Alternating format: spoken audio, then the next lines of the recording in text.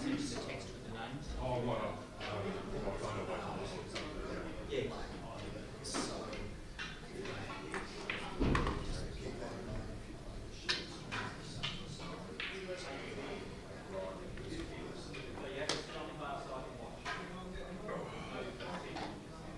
I'm hoping somebody will be out at some stage. The other one is having something. Well, and the other one is having something. There's a lot of people who come. The last thing they'll have to do is stop the match. Next 2 months, so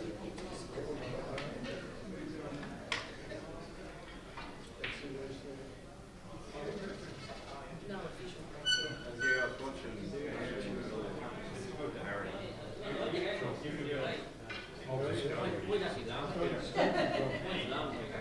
Someone be looking to smell it, so give me a yellow.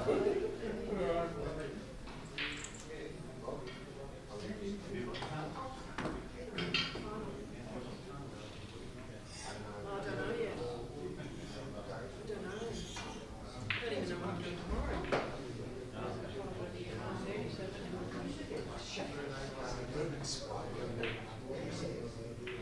he's training. He's training. And then someone said you've got to get in. Check your message. So, no official race, so you need to get Having a quick trade.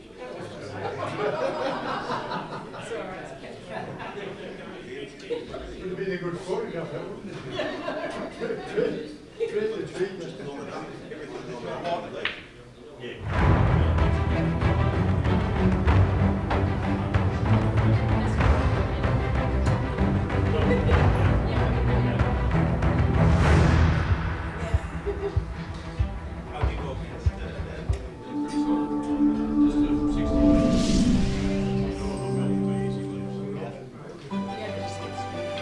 At Reed Furniture, we guarantee better results for students with our Learniture range of ergonomic school furniture. We have more than 50 years of experience in designing educational furniture solutions. Reed also offers a range of flexible, modular furniture which is easy to reconfigure. Transform the classroom from a collaborative learning space to a workshop or an instructor-led environment within minutes. What's more, everything comes with a 10 years warranty.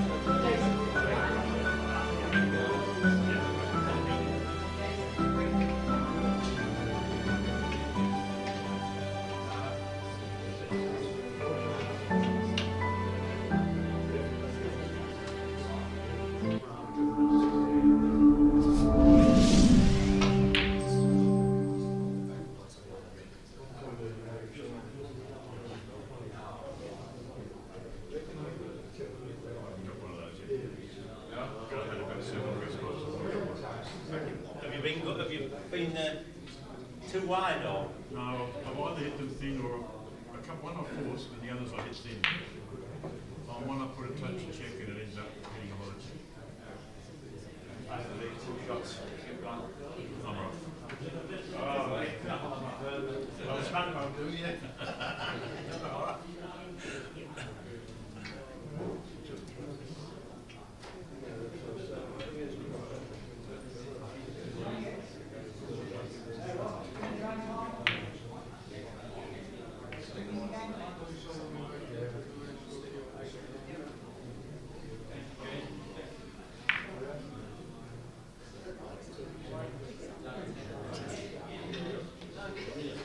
So I think going all right.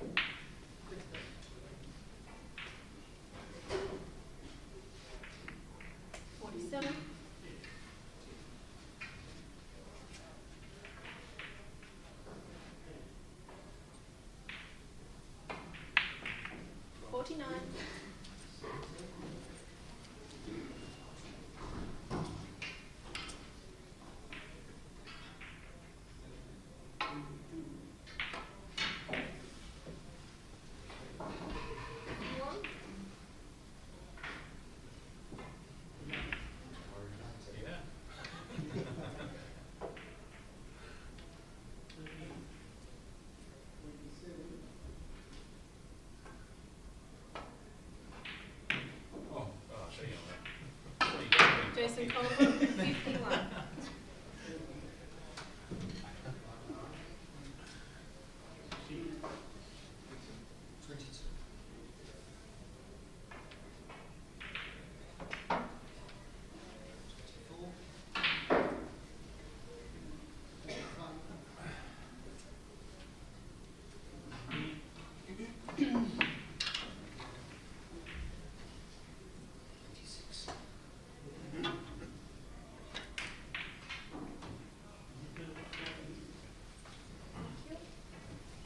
Two.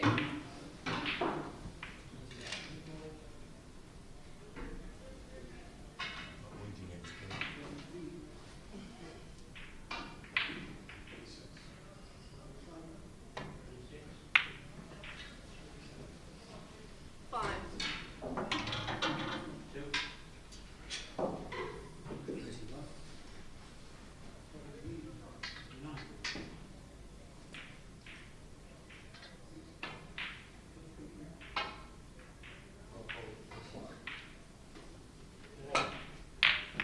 Seven.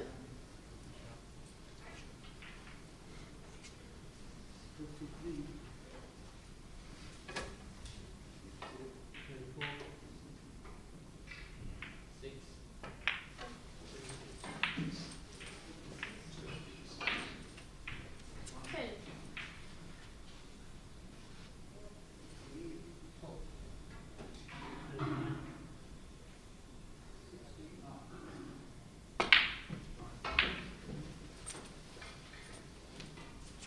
Thirteen.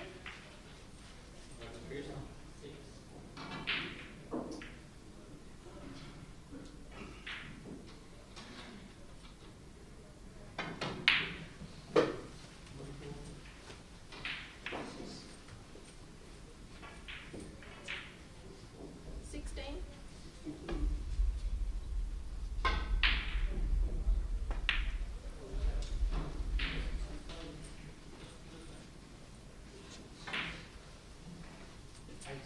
Nine.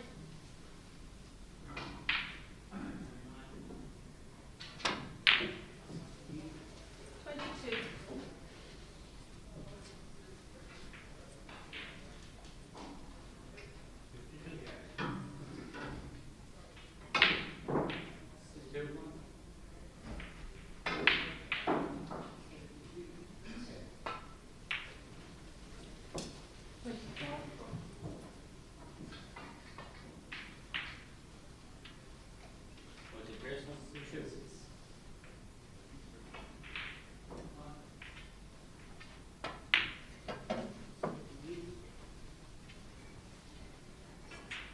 26.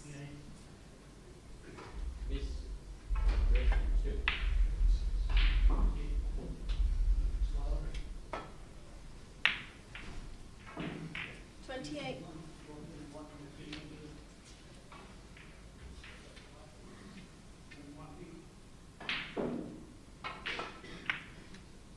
30. 33.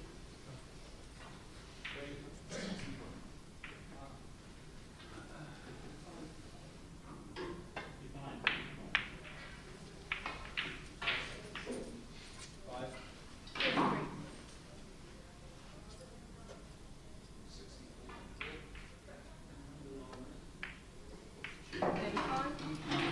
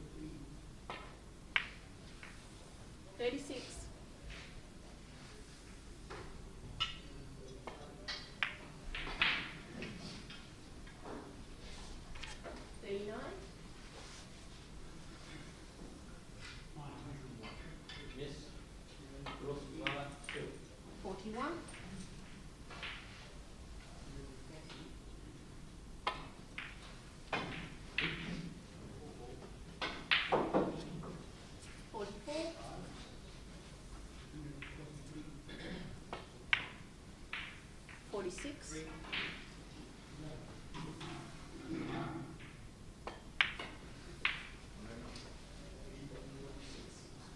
49.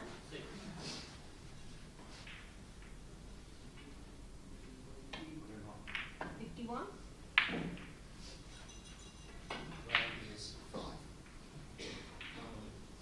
9.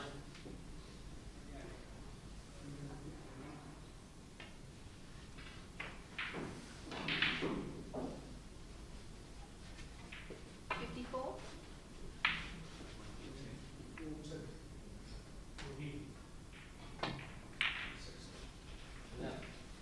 57.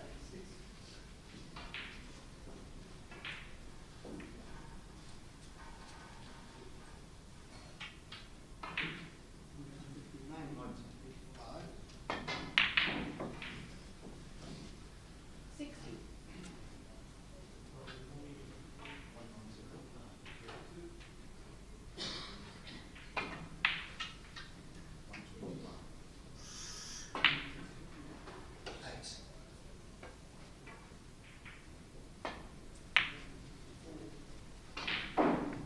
62.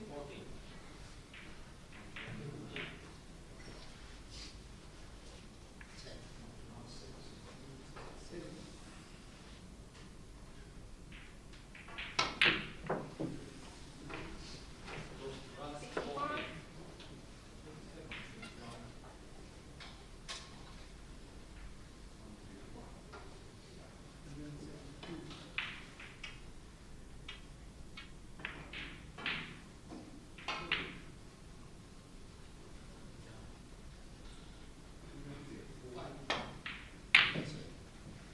68.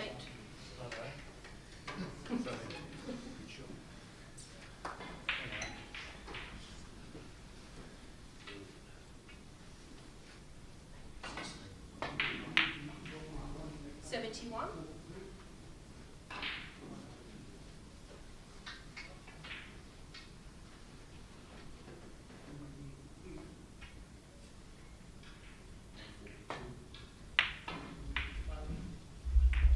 73.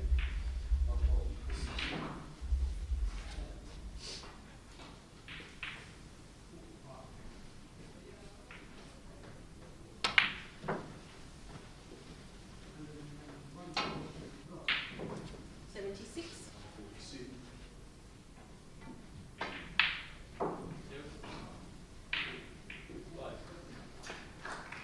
78.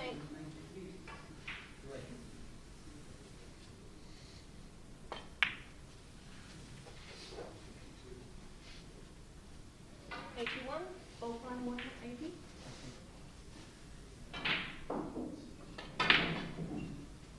83.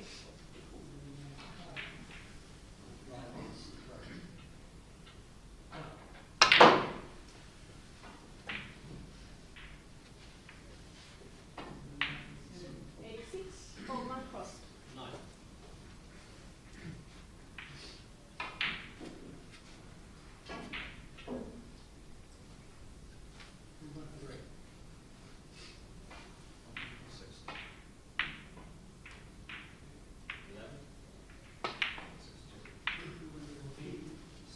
8 Gilchrist. 86.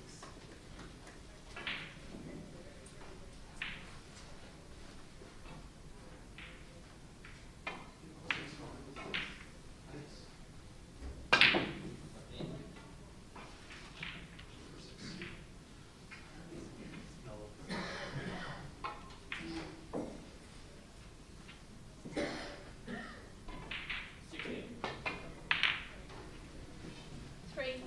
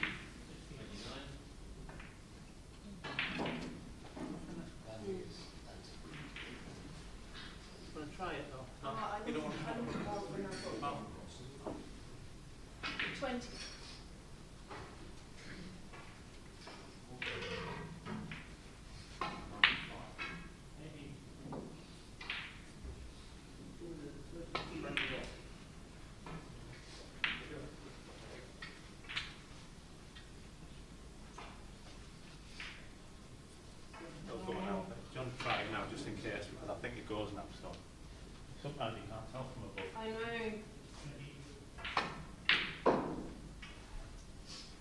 23. Oh, sorry, 25.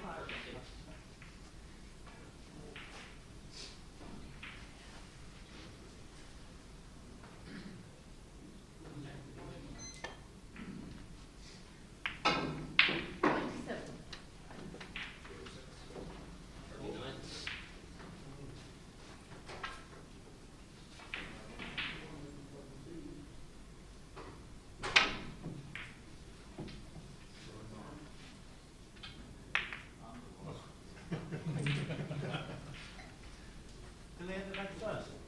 Had the red first? Yeah. That's what you did. How do you do that? Yes, it is. So, you didn't say the score, though? You didn't say how many? You didn't say, oh, it's the Did I? score. No. I thought I did. I played the red first. Yeah, didn't I say 29? No? I thought I did. I thought you thought I didn't get. No, I thought you did. Oh, because you didn't say the I score. wondered why Jason was beating.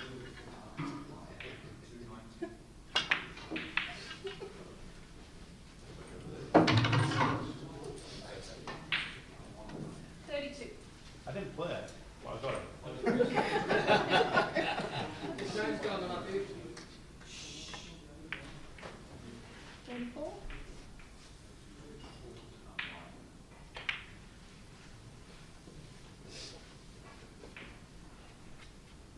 $37?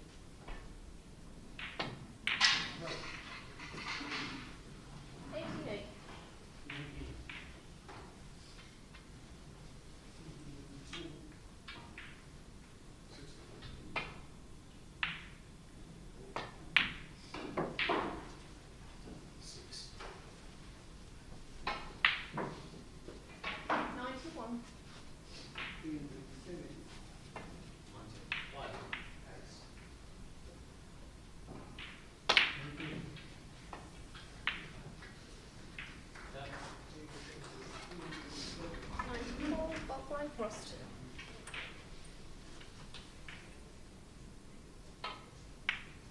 $96.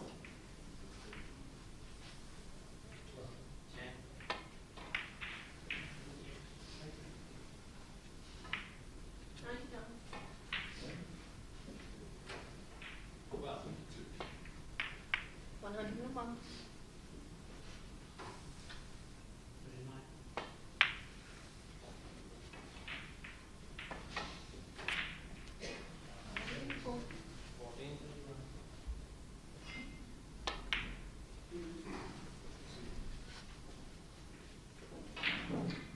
$107.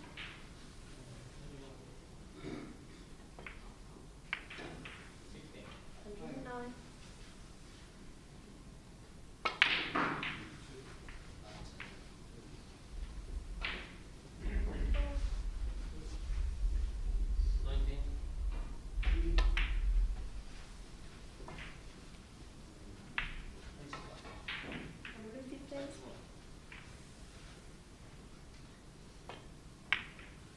And then 17.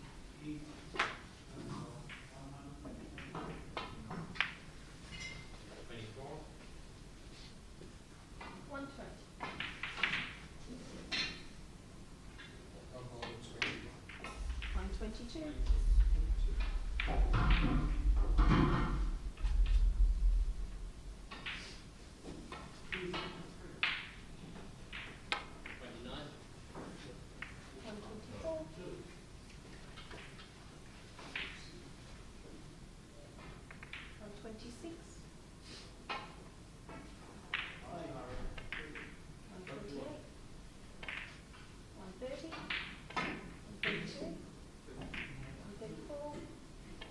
$134.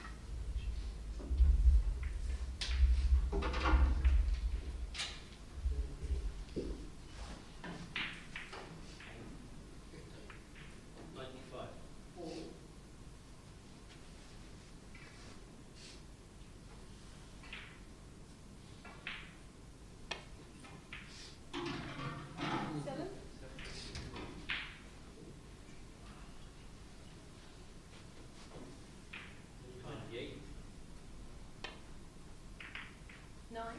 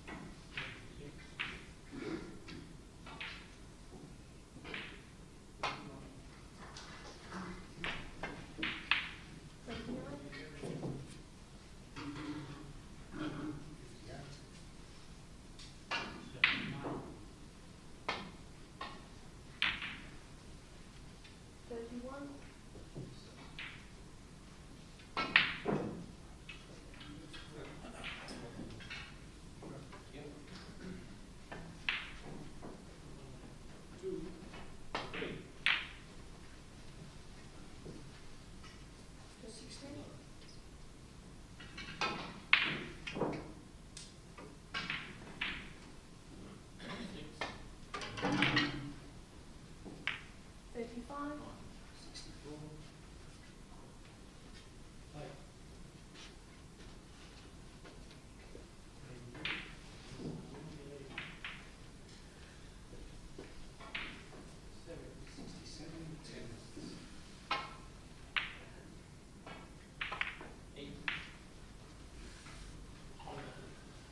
Gilchrist, 35.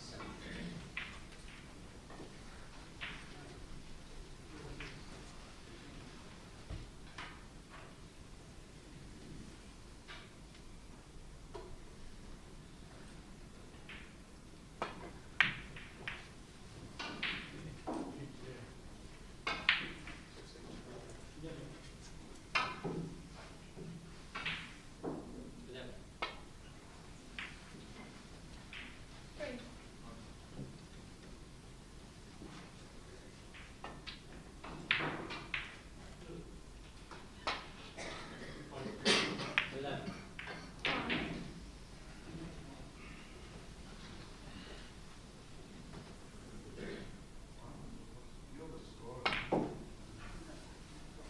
Six.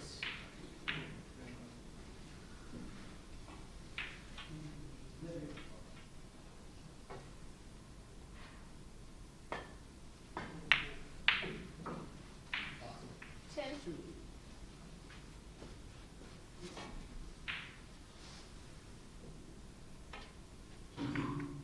12.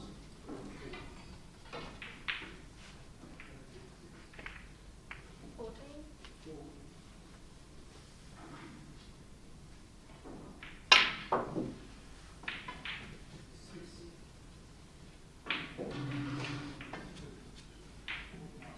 17.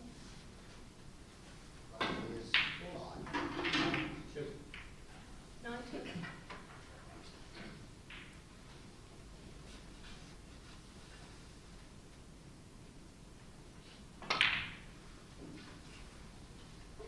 22.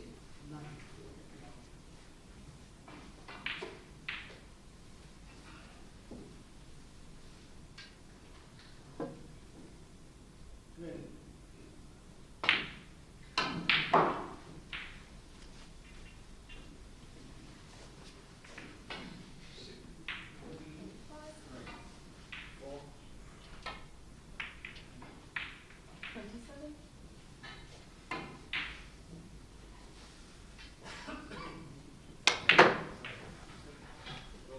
30.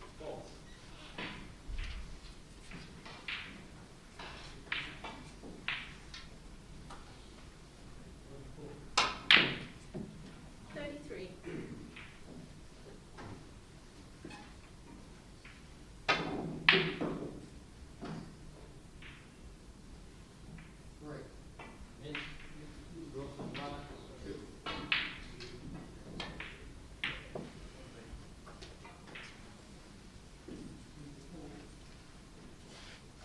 36.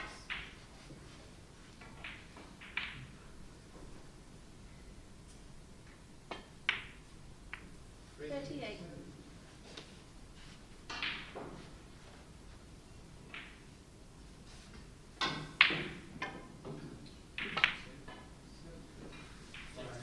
80 Gilchrist, 38.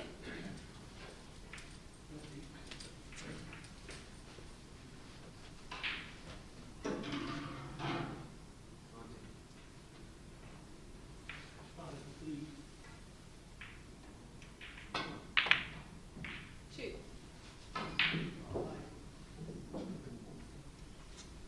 5.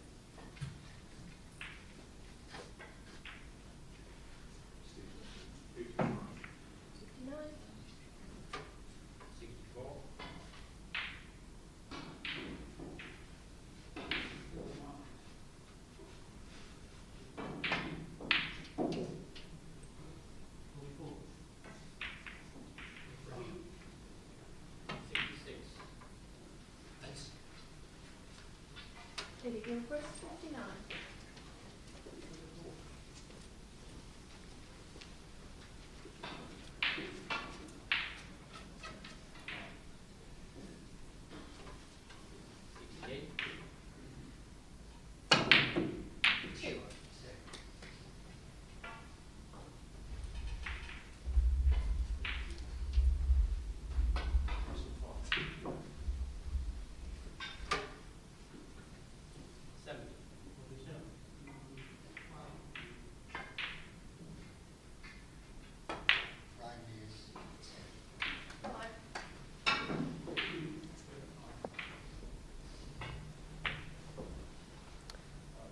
Good evening, everybody.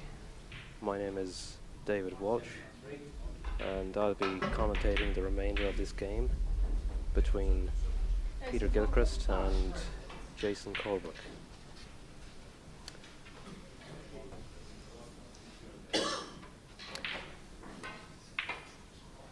A very warm welcome to anybody who's tuning in from Melbourne or Australia, or indeed anywhere in the world.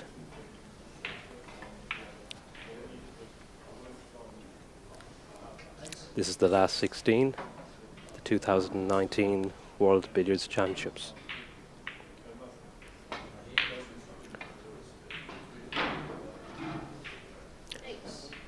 Peter Gilchrist, representing Singapore, has a healthy lead here. 400 points and counting.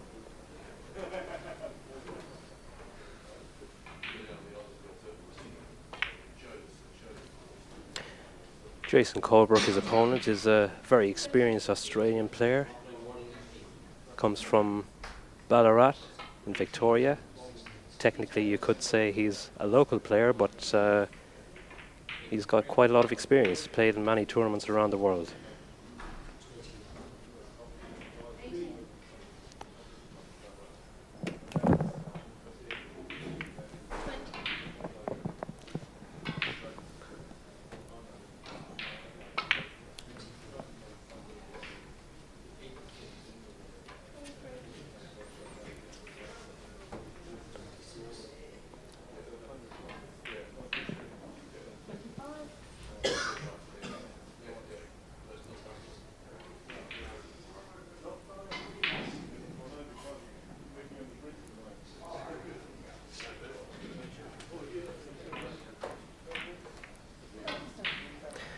So Peter has just lost position at top of the table.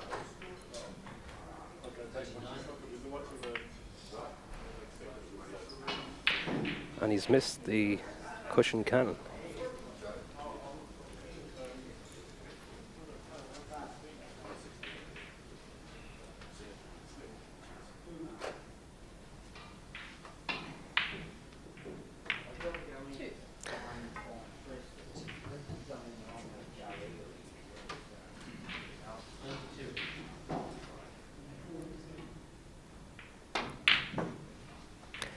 This is a 2.5 hour match with an hour already played. What can Jason pull out of the hat to get back into this game?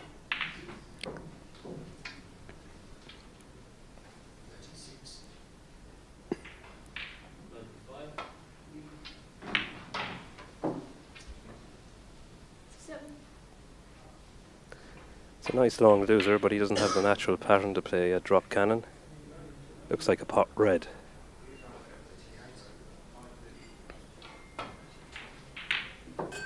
That's nicely played.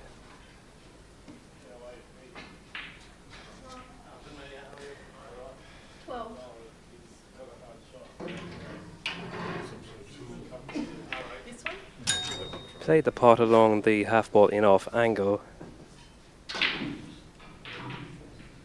but it's awkward bridging this.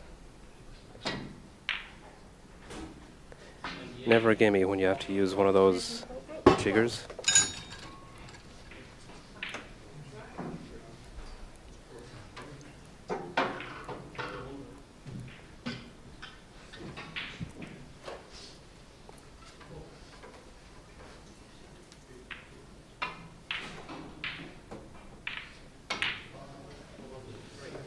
Just a few words about myself. Like I said, my name is David Walsh. I represented Ireland at this World Billiards Championship.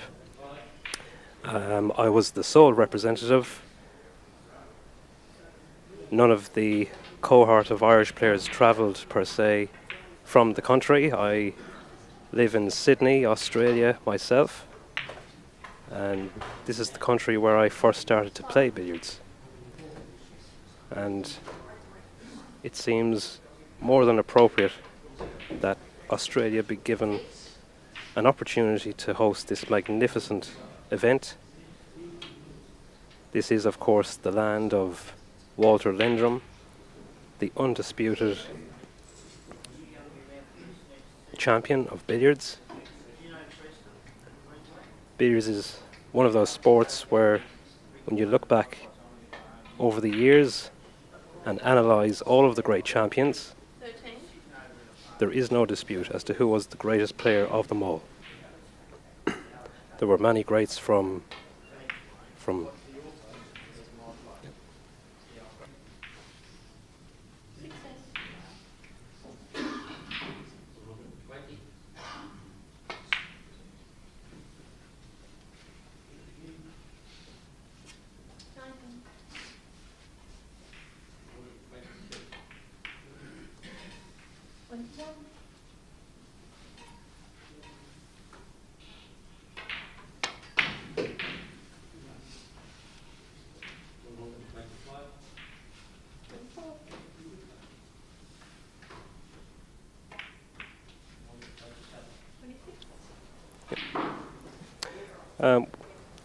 we've just got a query in about the match regarding Pankaj Advani and Sourav Qatari. My colleague here, Dan Lynch, has informed me that Sourav is currently in the lead by about 500 points. I believe that he's made a break of 300 odd, and he's on another 200 break. Pankaj has hardly had a visit to the table. So a local derby match as far as India is concerned, and who knows, it might be an early exit for the great Pankaj Advani.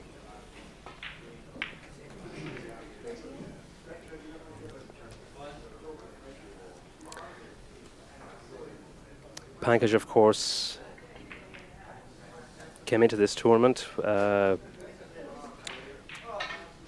not as one of the top seeds, but very much lower down in the seeds.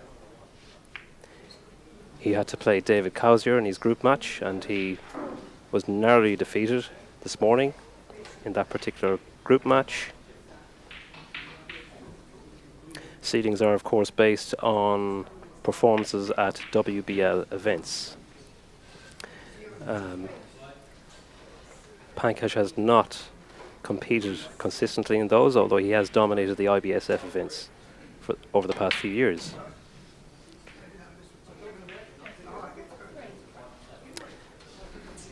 And of course, Sourav Qatari is the reigning world champion as far as the WBL is concerned.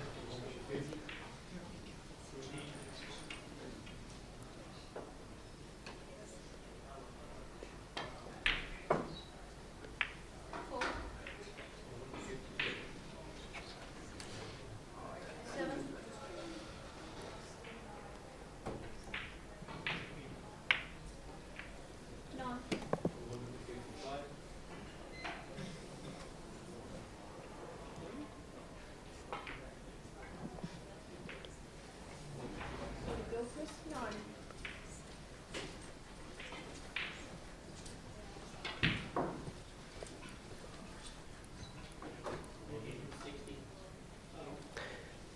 Peter, in his effort to attain top of the table for himself, has inadvertently gifted top of the table to Jason.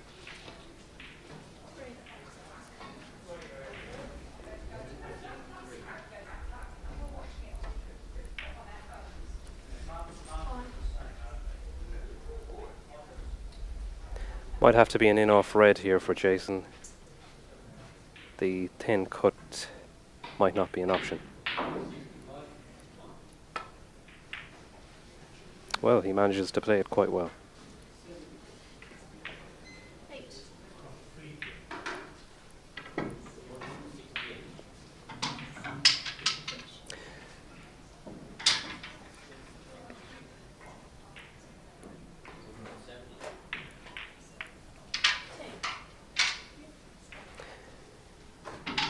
Jason, in his previous knockout match, managed to beat the great Dave Collins.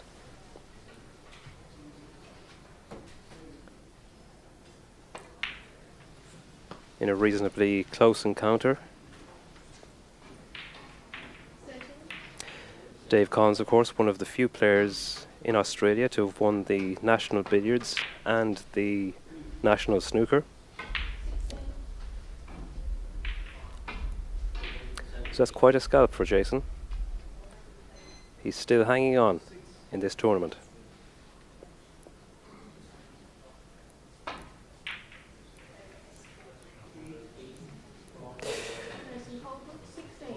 Tricky shot that, given the slick conditions and the tendency of the cushions to slide.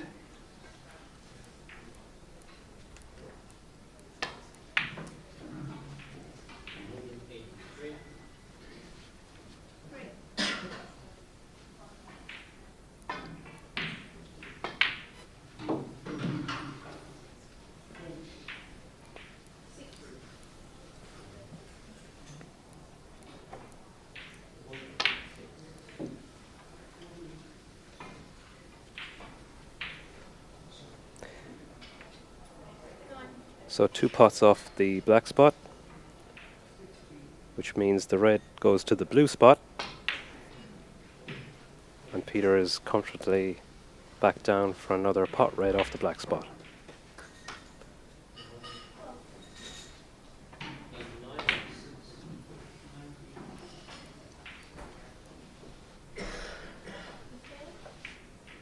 He will develop the white ball with a cannon.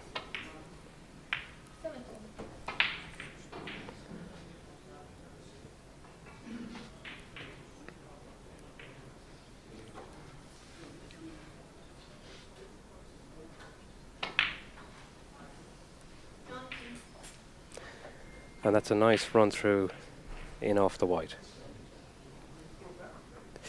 Wanted to leave himself in off into the middle pocket so he could get top of the table, but you can see he's bringing that cue ball as close to the green spot as possible. 3/4 ball, lots of check side, and he makes it. Just. Simple pot red. Peter's just trying to engineer top of the table position again.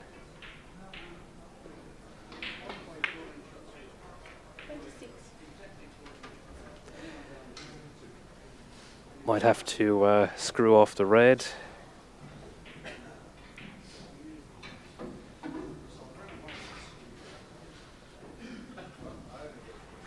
Peter is usually quite adept at these shots. Cushion first. Oh no, he's done it direct.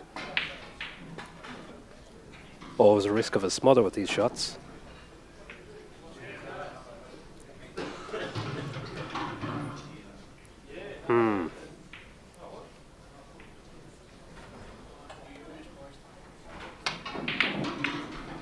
Well, it seems like he could have seen the potting angle.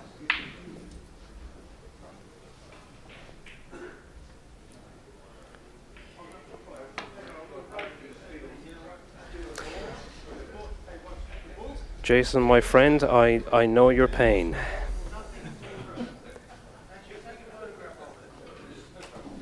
Cushion cannons are very tricky in these conditions.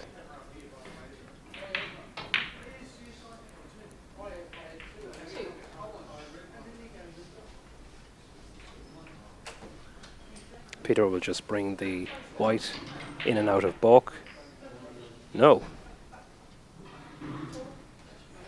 A very delicate in-off.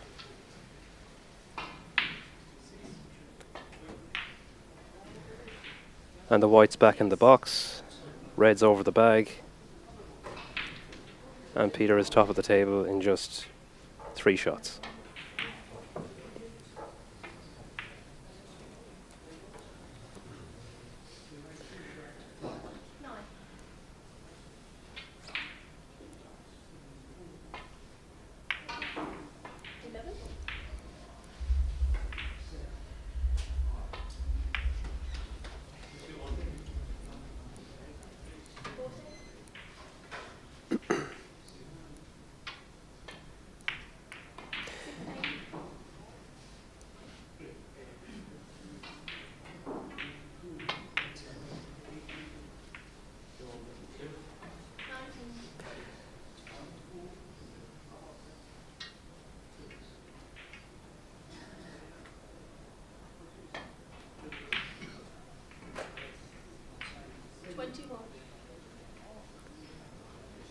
The Reds just finished a little bit high. Probably too high for a pot.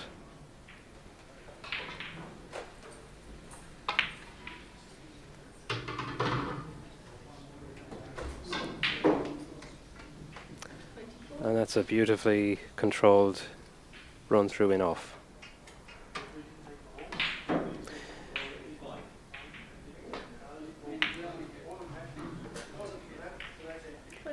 Drop cannon is played as a gathering shot.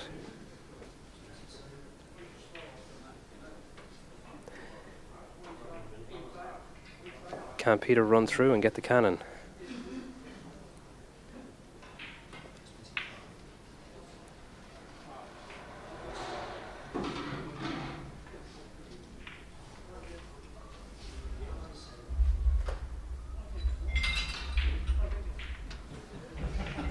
Tricky shot, that.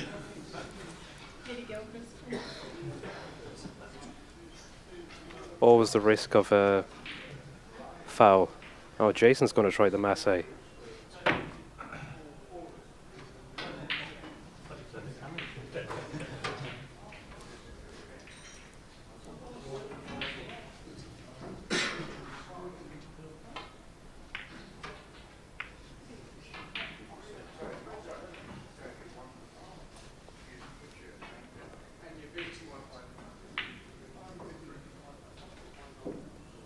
Peter is considering the screw back, losing header, but it looks like there's a follow through cannon.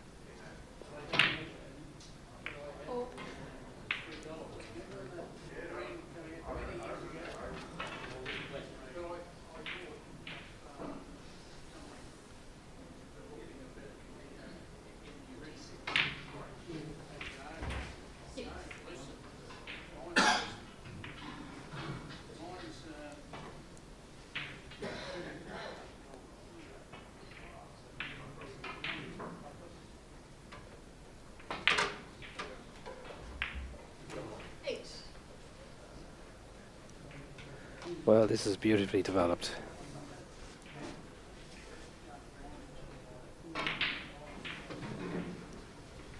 Perhaps played that drop cannon to get more of a direct contact in the red, but it's worked out okay.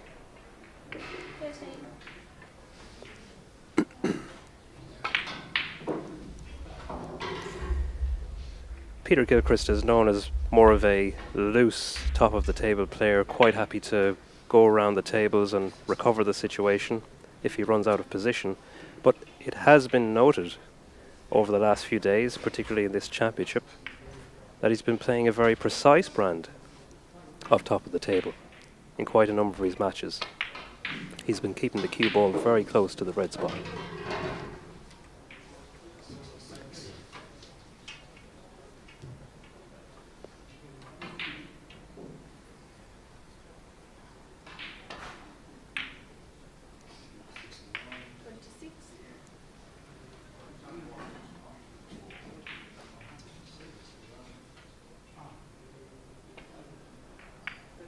Delicate little cannon, brings that white ball closer to where he wants it.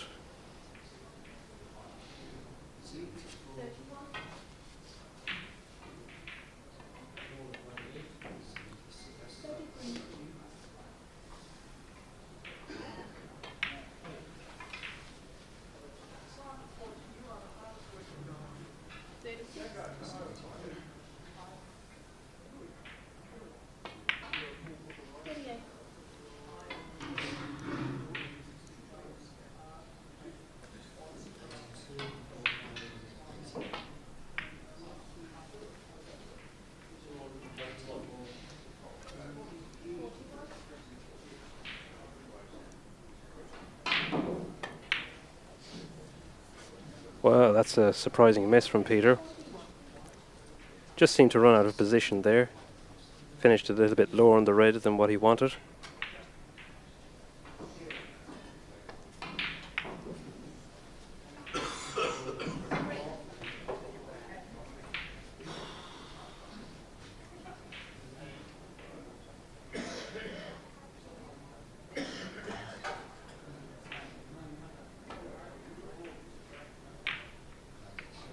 That's a lovely cannon from Jason.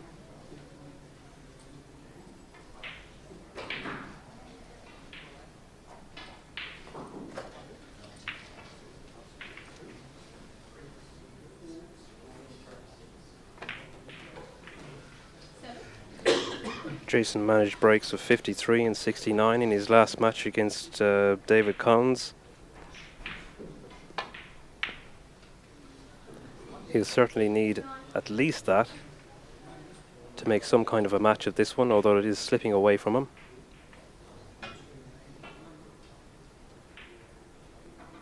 Might have to force an in off the red, which he does.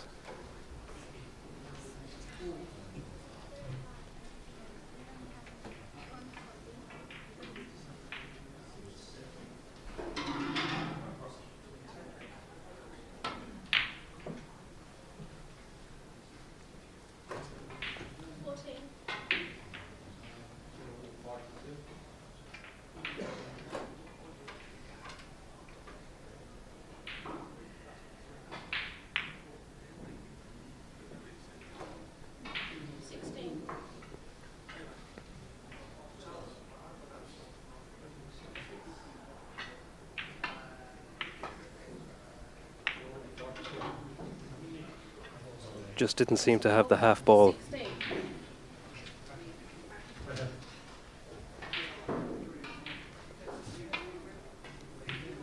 Peter stuck on a devilish score of 666 for a few minutes, but it's about to increase rapidly, no doubt.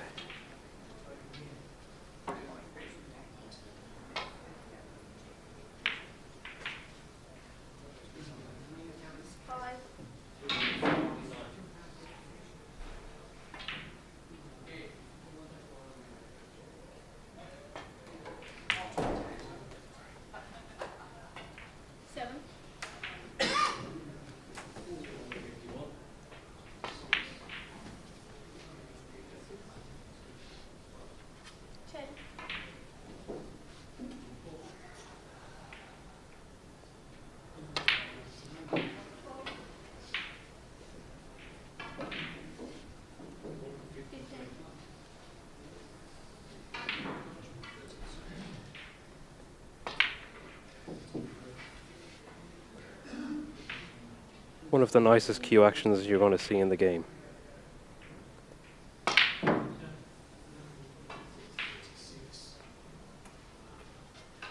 Always plays with exquisite style and elegance.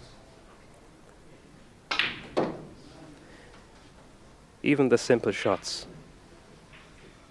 are just meant to look really poetic.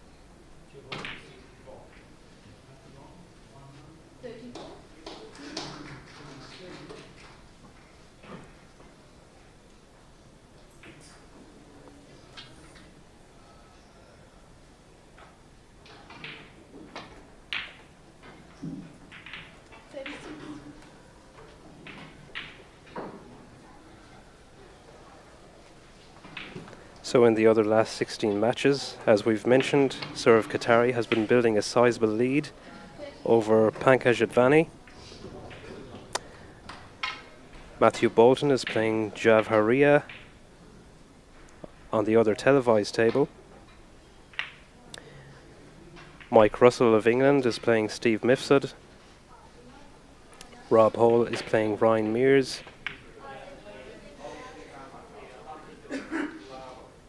Robbie Fulvari, 3-time World Billiards Champion, is playing Ne Tue U.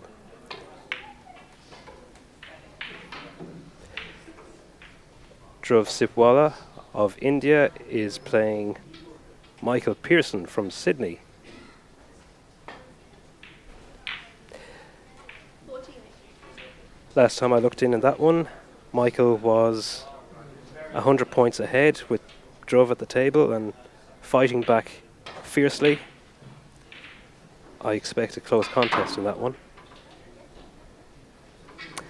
And of course the other match is, to my mind, the tournament favourite, Dave Cosier against Steve Brookshaw, also of England.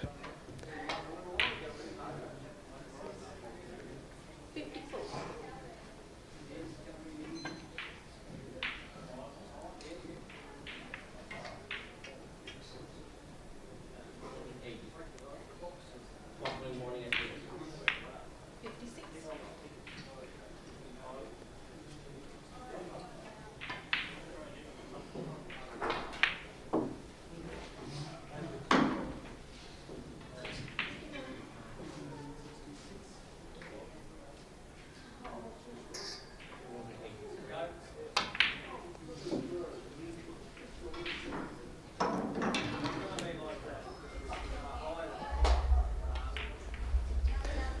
Peter doesn't quite have top, but is working out a way of bouncing that white back into the box.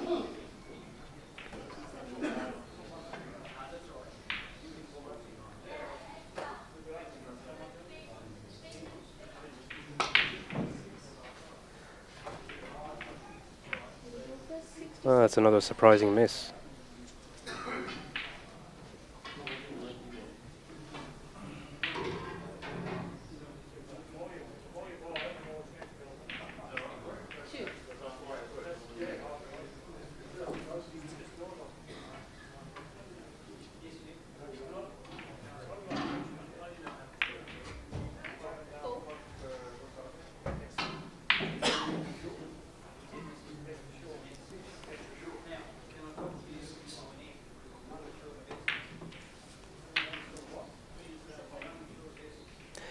The yellow is over the red spot, which means the red will be placed on the pink spot if you're a snooker player, or the pyramid spot as it's known in English billiards. 13. Jason just played a standard in off. Sometimes you would place the ball closer to the brown spot with heaps of running side, which would give you a pot red to the middle pocket or an easy in off. Perhaps an indication that Jason is not entirely comfortable out there and still trying to get used to the slick conditions.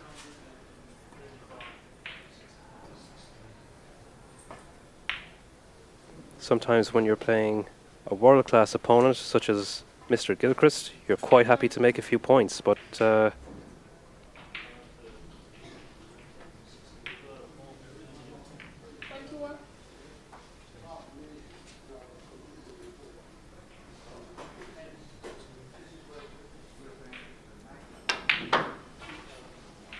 I would expect Jason to make quite a high break at some stage.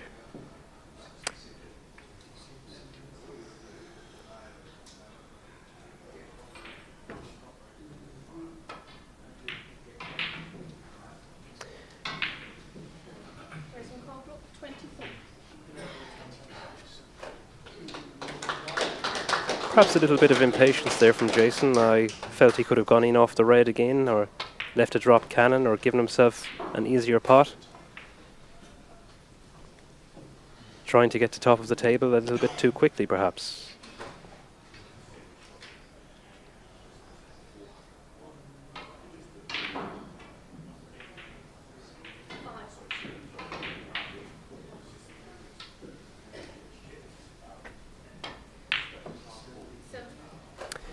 Very tough player to play against, Jason. Lots of knowledge, very experienced. Always seems to get through his group stage at the WBL events. He's met some quarterfinals, has met some semi-finals, some of the world ranking events that have been held here in Australia. And of course he got to the final of the Oceania Billiards Championships and that was last year in Mounties in Sydney. He lost to the great Joe Manici that particular year. Joe made a 200 break in that final, and Joe also won the final by 200 points. Joe claims that if he didn't make that 200, Jason might have had him. Who knows?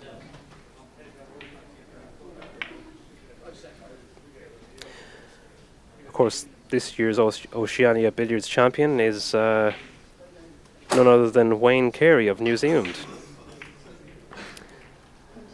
75 years young, and he won it for the first time.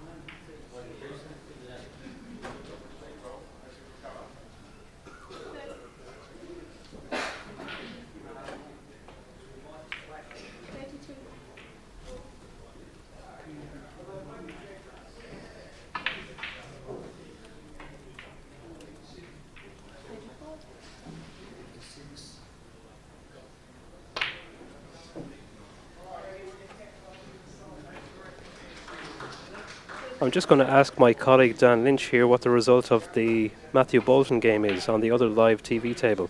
I'm sure there are many viewers who would be interested.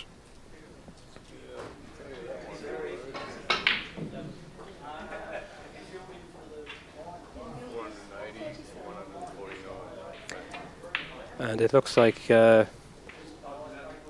Matthew is comfortably in the lead. He leads 480 to 149.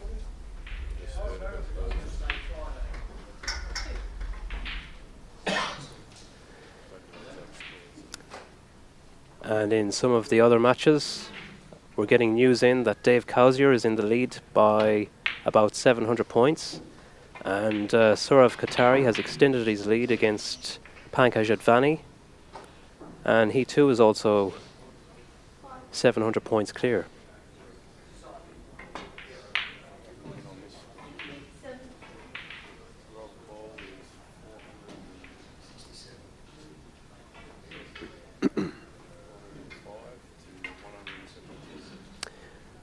Rob Hall leads Ryan Mears 405 points to 172.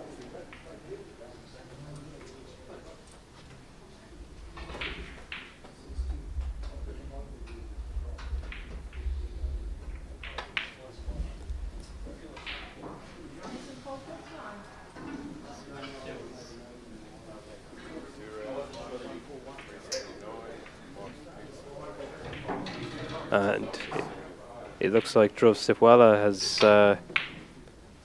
gone clear of Michael Pearson. So despite Michael's very strong start, the scoreline now reads Dhruv 379, Michael 174.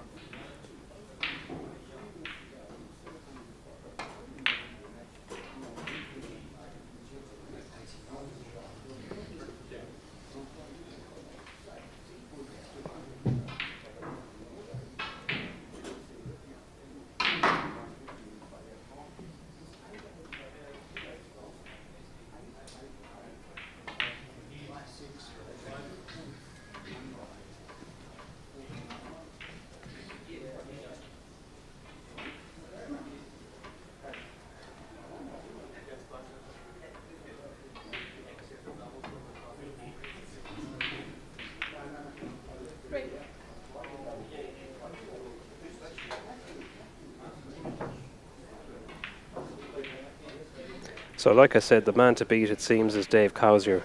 He's been showing the best form so far in this competition.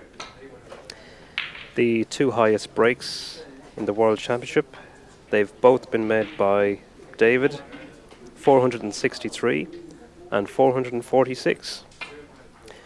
The next highest would be the reigning WBL World Champion, Sourav Qatari.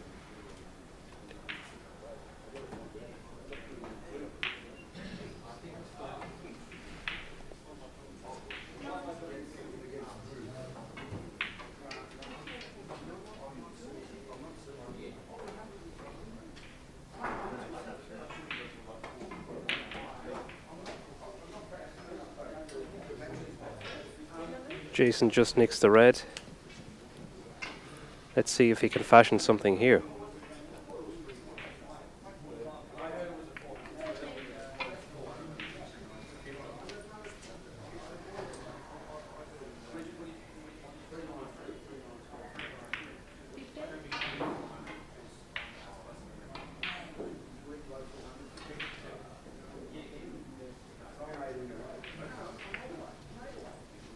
Another fascinating encounter is Mike Russell and Steve Mifsud. It would be interesting to get an update on that if possible. Steve's been playing really well of late.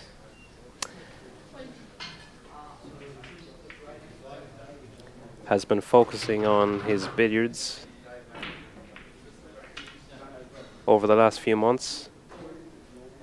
And a lot of people have said that he's got a chance against Mike Russell. Mike hasn't produced his very best yet, although there were signs of Russell at his best in his last match.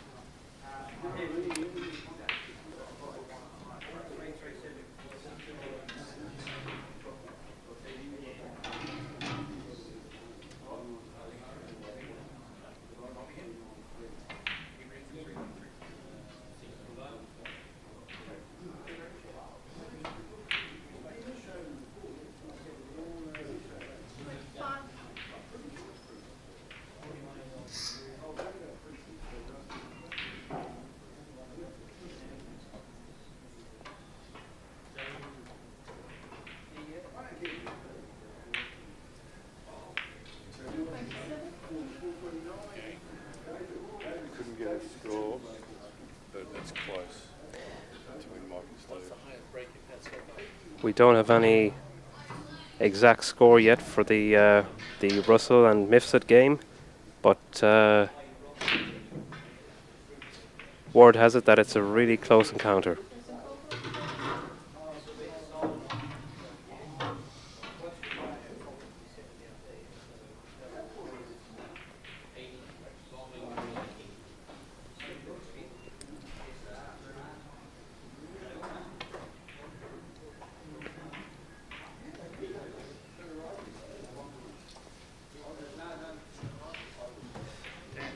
Peter just missed that.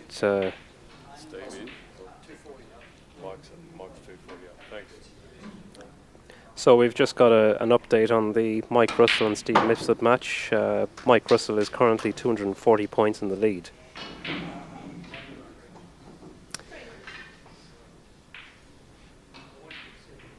And we've got just under an hour remaining in these last 16 matches.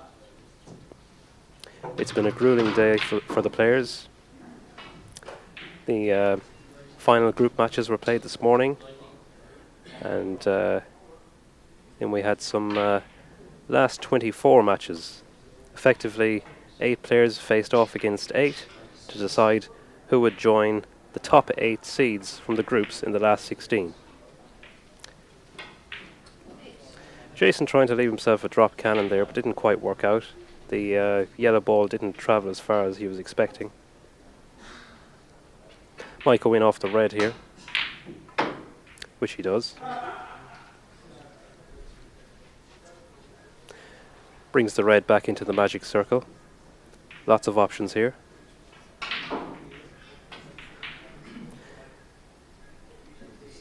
In off red, standard shot, but does he want to collide into the yellow?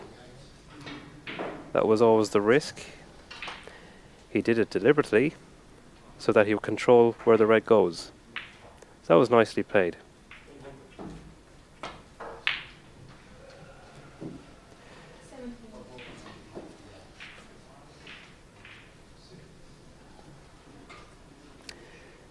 can play the drop cannon now, which will bring the red back into the box as a gathering shot.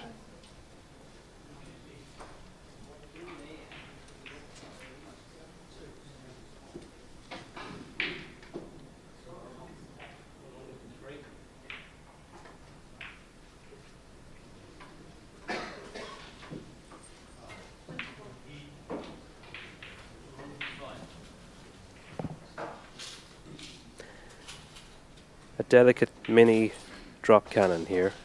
Just wants to push that red towards the corner pocket. Caught the red too thin. So he's going to have to screw back along the rail into the corner pocket, which he does nicely, and leaves an easy pot red to the middle bag.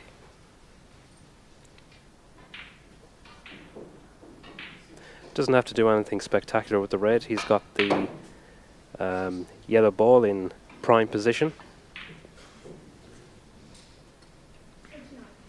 Lots of margin for error with that shot.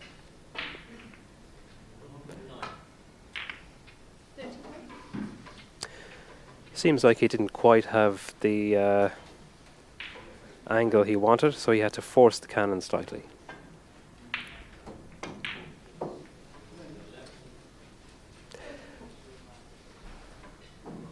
So he's lost a potentially lucrative position at the top end of the table, and he's going to have to recover it again.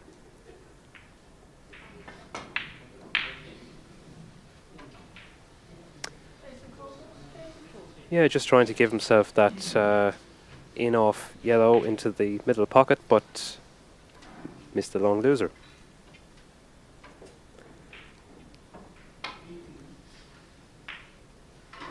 That's a beautiful in-off with lots of right-hand side.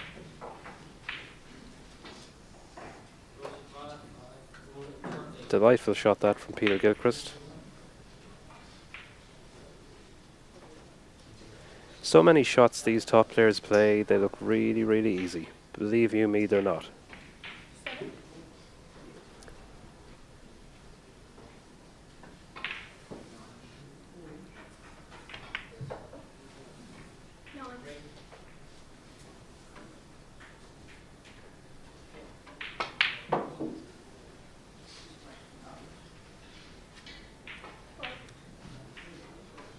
Ask any fan of Peter Gilchrist, they'll all tell you the same thing, and it's not so much what he does, it's the way he does it.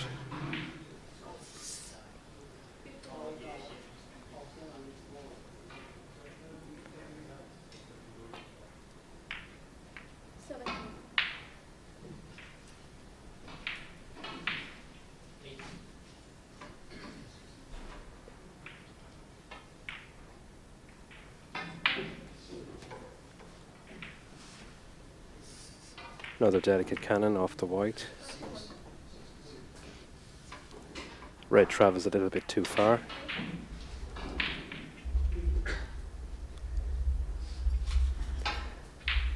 He's going to avoid the pot to play another cannon on the white, which he bounces back towards the red spot. Again, excellent control.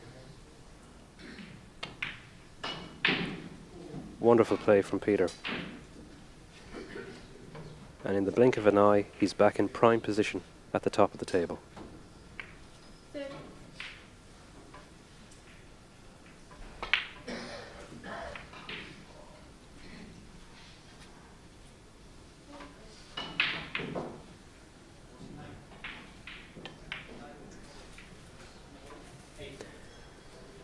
So it looks like Jason will be sitting out another sizable break here.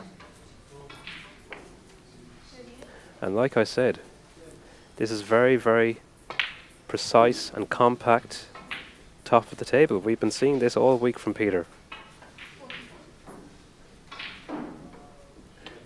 Doesn't always play top this way. Yes, he plays floating white, but he's usually more than happy to move that white a few inches. Again, he's moving it by just a few millimeters.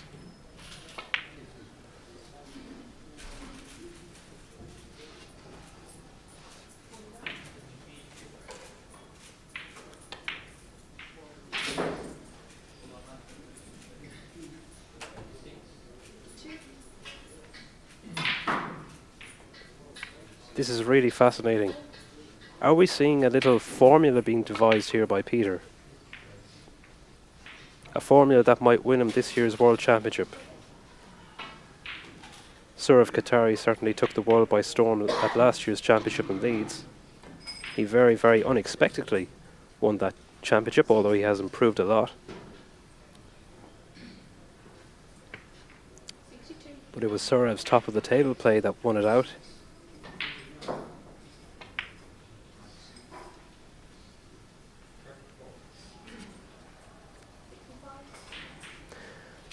That really is fascinating. We've had a sequence there of at least 5 pot reds and delicate cannons. And look at that bounce back into the box. That is just absolutely delightful.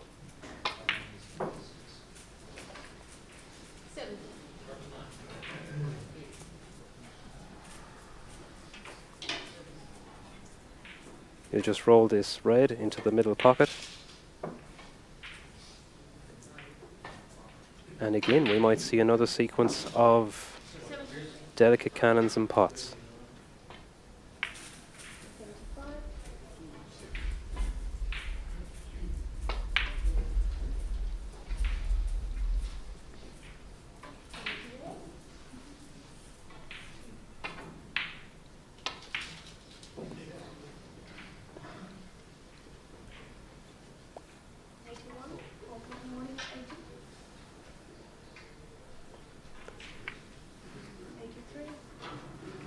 The referee is called balkline warning. The break reaches 83, now 86.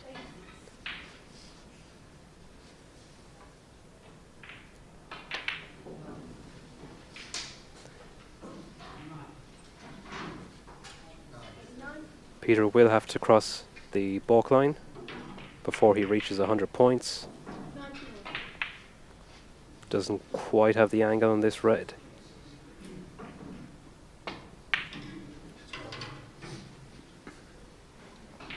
It's up to 94, so Peter's going to have to fashion a balkline crossing very quickly here. He's left an angle on the red. Oh, not quite. Not quite. He's going to have to do it after this shot. Oh dear. Oh dear. He's smiling because he's given himself a huge problem here, and I'm not sure if this cuts into the corner pocket.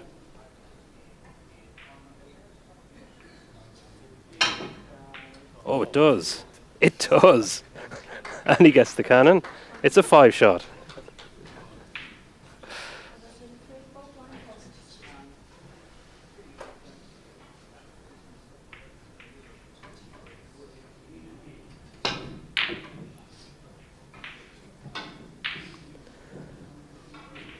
Peter gets the century break, but just 103. Albeit a very entertaining one.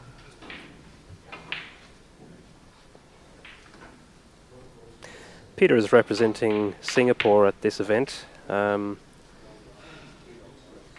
Peter is, of course, originally from Middlesbrough in England.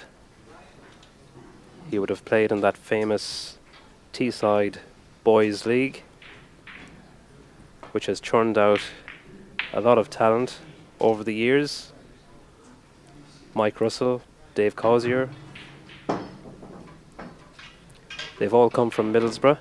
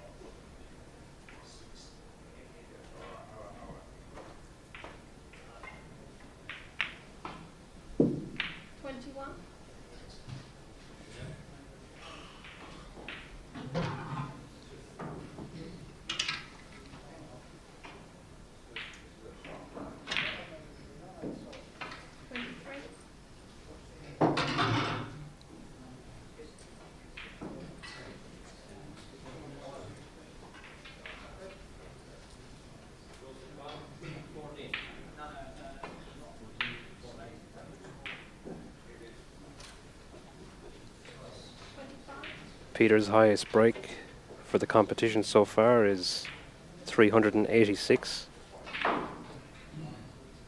He's currently number 3 on the high break leaderboard.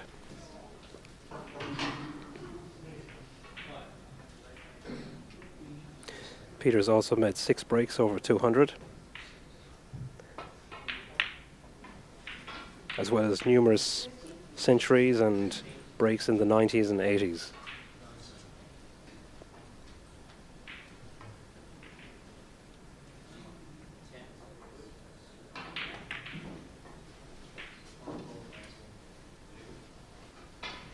So far, 5 players have met breaks over 300 at this World Championship. David Causier, Serv Qatari, Peter Gilchrist, Mike Russell and Pankaj Advani. Although it looks like it's going to be an early exit for Pankaj at this particular event.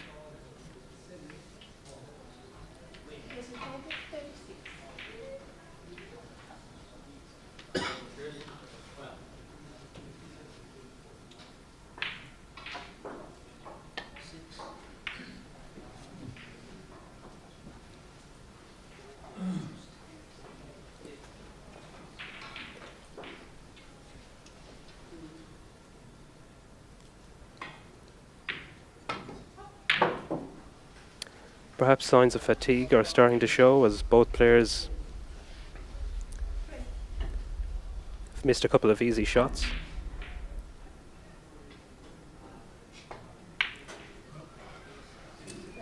And there's another one from Jason. Peter is about 600 points in the lead. He probably feels that the job is done at this stage.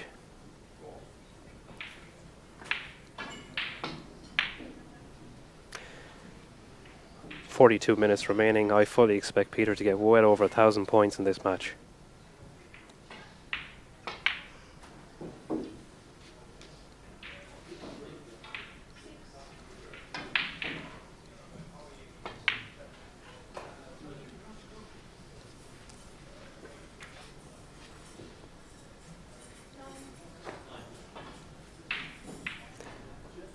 Left himself a cannon here.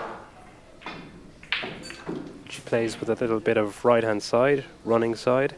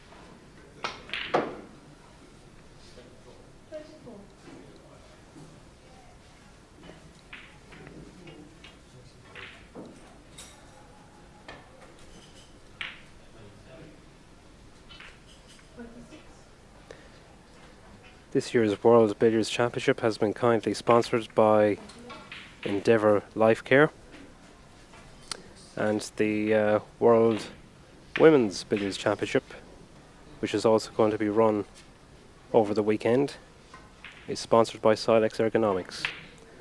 I believe the 2 ergonomic office chairs you see in the background there, one of which Jason is seated upon, have been kindly supplied by Silex.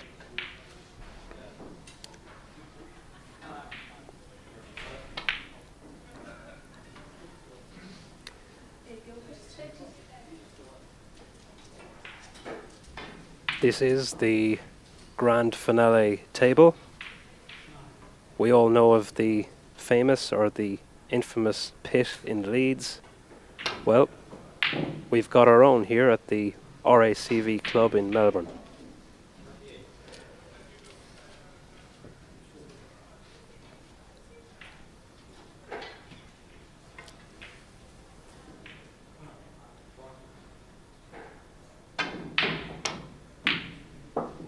Oh, that's just a beautiful pot. Right in the heart of the pocket.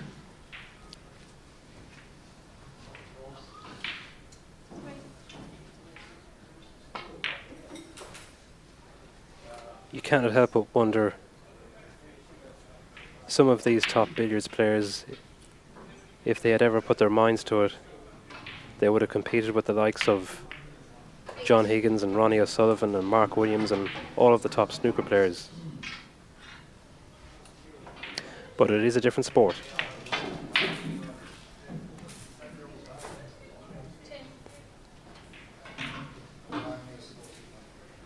Tricky little pot, this.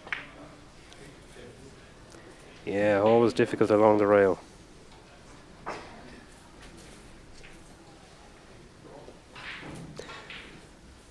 Peter's up to 919 points. Jason desperately trying to get over the 300 mark.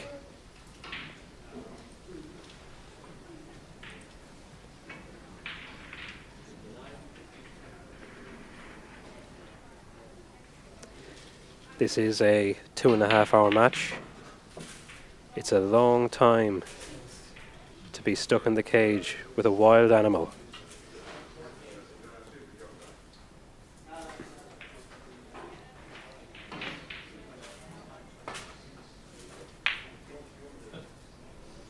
Jason Colebrook, 6.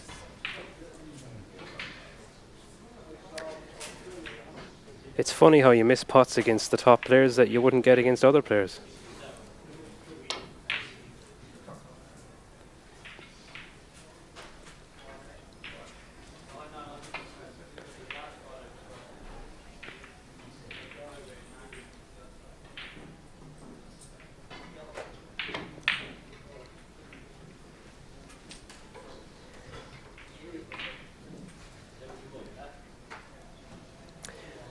There might be a tendency in some of these knockout matches, if the job is already done, some of the top players with intentions of going all the way, they might ease off the gas, not quite produce the same level of performance at the tail end of a match.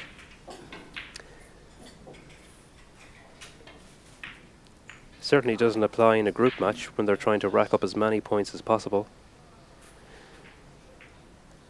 to get the strongest seeding that they can get for the draw.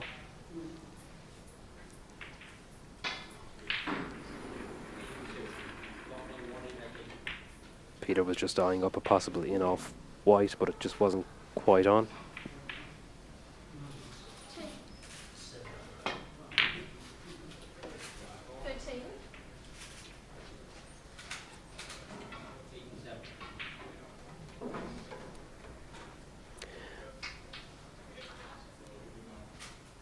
Might just play a little in off white and bring it back towards the magic circle.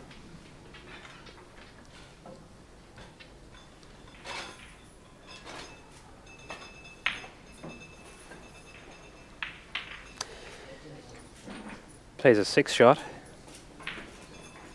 which is known here in Australia as a pair of trousers.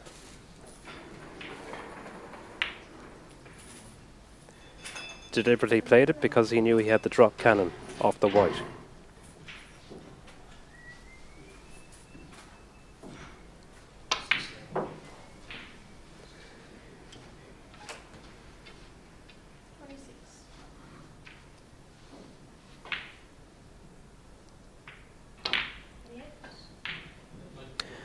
Well, Dan, I know you've been in and out to check the results. I was in myself the first half hour of these knockout matches, and I have to say the atmosphere is just absolutely electric in the room at the moment. It is serious business at this stage.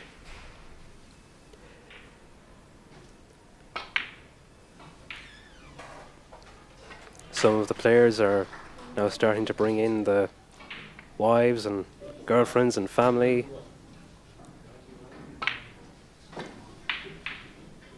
There's a travelling cohort of Indians watching their players play.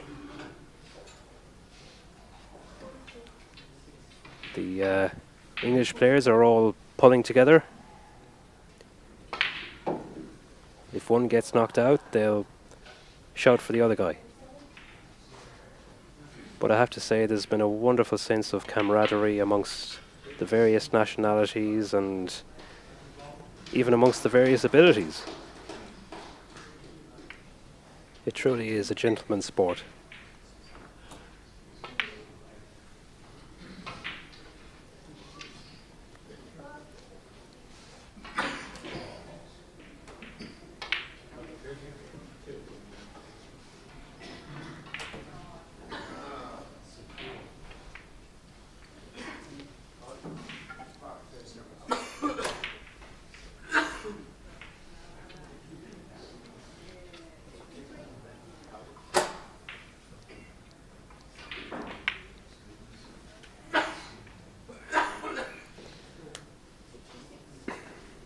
Peter is now back in the groove, playing reverse, top of the table. He's picked up the pace as well.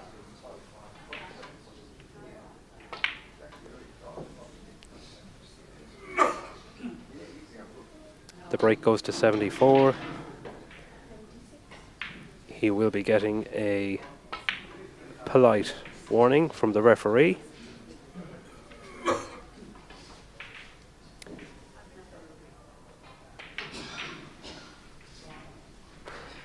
Not that he's in any trouble, it's just that he has to cross the baulk line.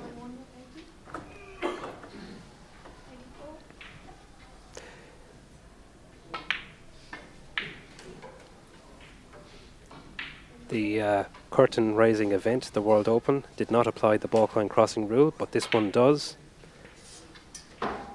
as it is a level 5 world ranking event.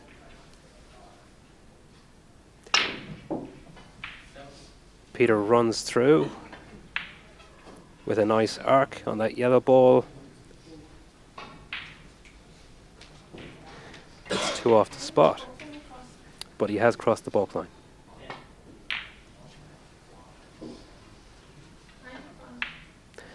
And it looks like we're going to see another century here from Peter Gilchrist.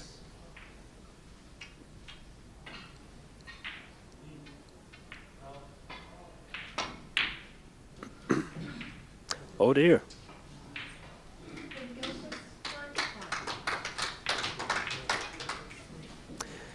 It's another break in the 90s. Very often when you see a player make a 95 in the stats, there's a tendency to think, well, the baulk line crossing rule must have got him, but on that occasion, Peter had crossed, and it was just a standard loser that he missed.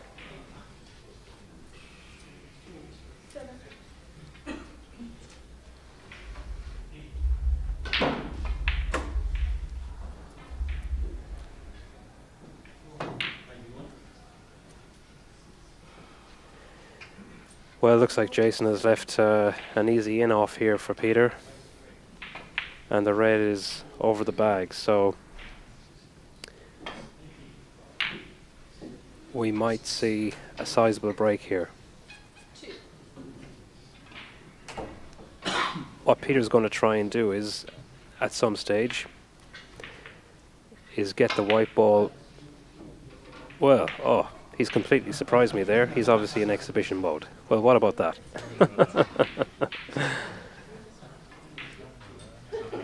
A multiple cushion cannon. Peter is one of these creative players. Always likes to entertain the crowd, especially when the job is more or less done, as it is here.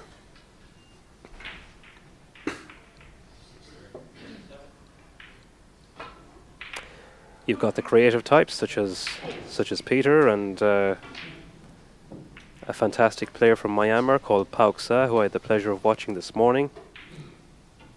Wonderful array of shots. Then you've got the precise players such as Mike Russell. Matthew Bolton of Australia, he's also very much a precision top of the table player.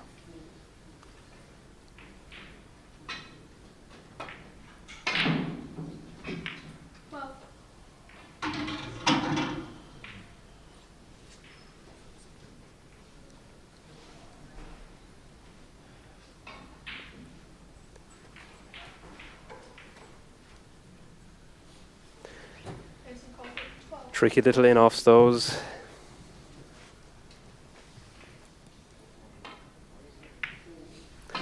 Well, I didn't think that was on, but that was a nice in-off from Peter.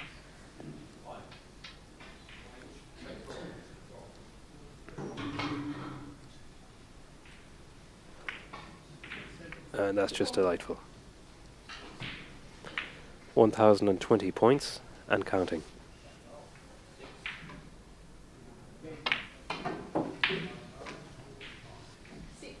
So 28 minutes remaining. We'll try and get some further updates on the other tables. We might try and see if we can get an update from table 1. Matthew Bolton against Jav Haria, the other live stream.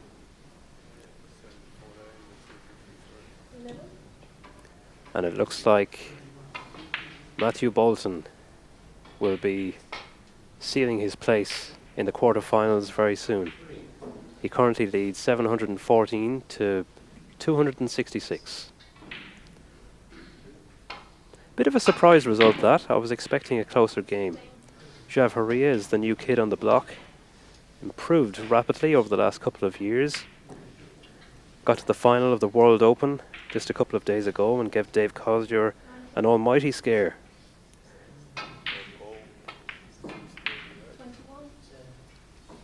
Rob Hall is in the lead by 300 points, 638 to Ryan Mears 318.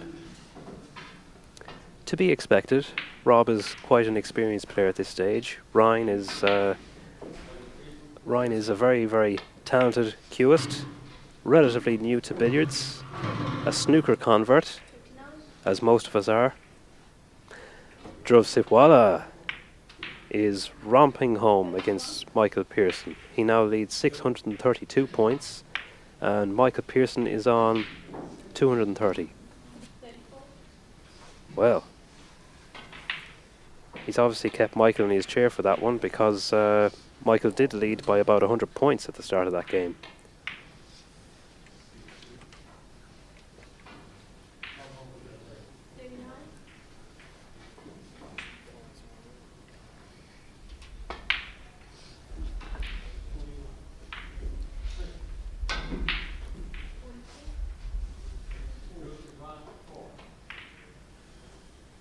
We've got some wonderful technology here at our hands. The billiards room is replete with roving cameras which can zoom in and check the scores. It's a fantastic technology.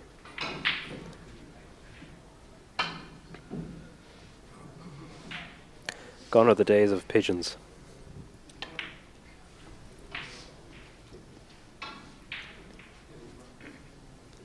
Peter is now top of the table.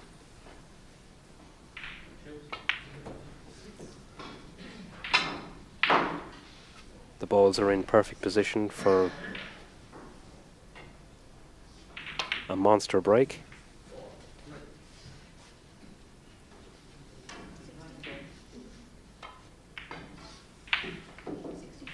Looks like that's all she wrote for Mr. Colebrook at this year's World Championship.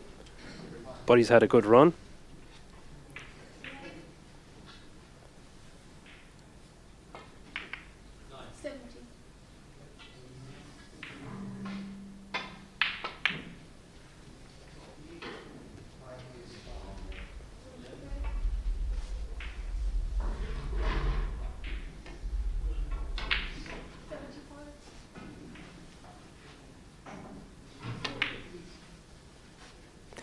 Peter was the national coach of Singapore, but is now proudly representing the nation on the international stage.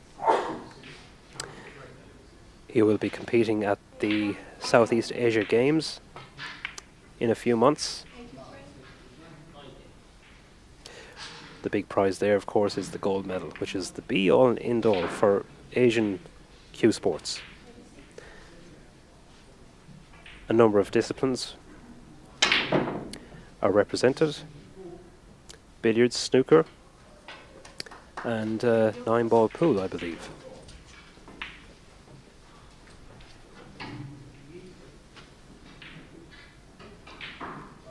Jason in arrears by 800 points.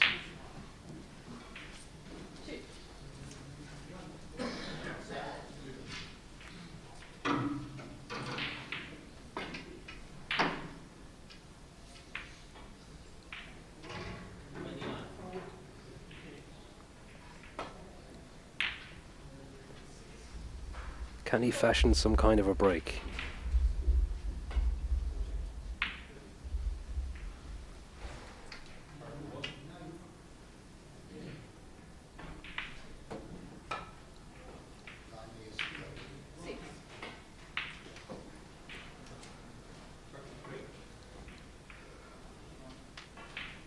I managed a 44 against David Cowsier yesterday. Let's see if he can beat that.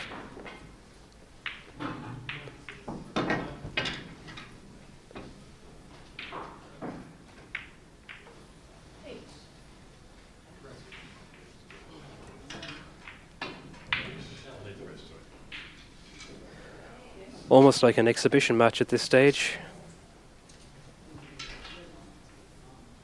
There's no way Jason can catch this colossal lead of Peters. You can bet your bottom dollar that Peters going to play a few exhibition shots towards the end of this one.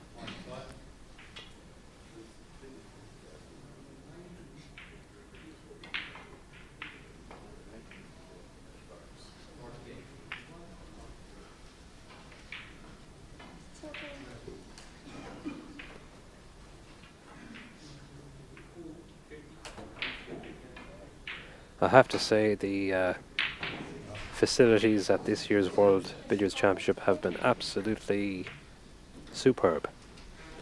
Feedback from the players has been very positive.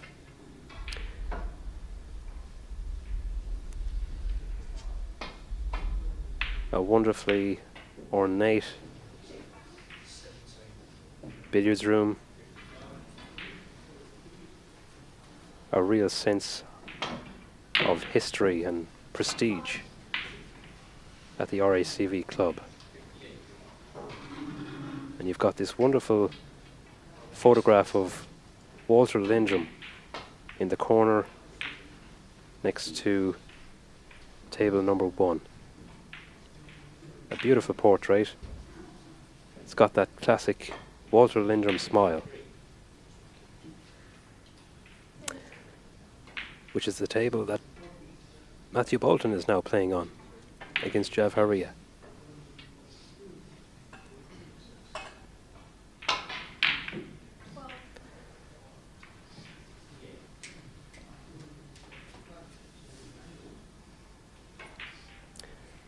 So I suppose you could say that Walter is still smiling, perhaps.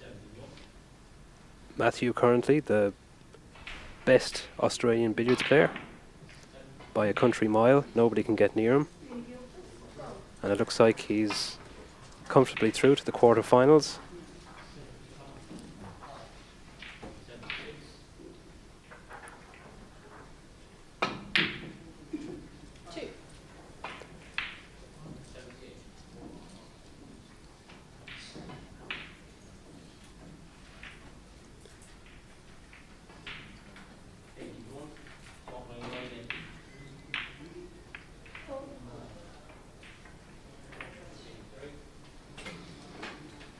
A condition of entry at this year's championship for the travelling players was that they stay at the RACV club. A fantastic facility, lots of eating and dining and drinking options. The food is excellent, the wine isn't bad, and the company isn't too shabby either.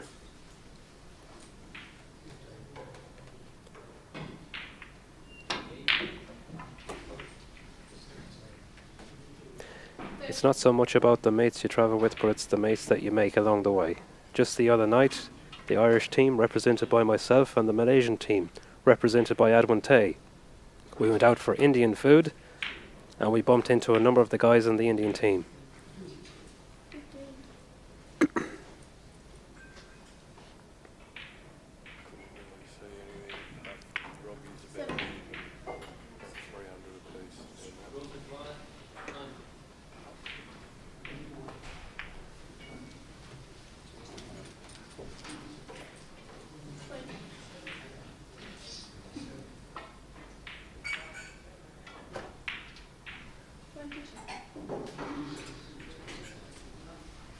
So Jason has developed top of the table.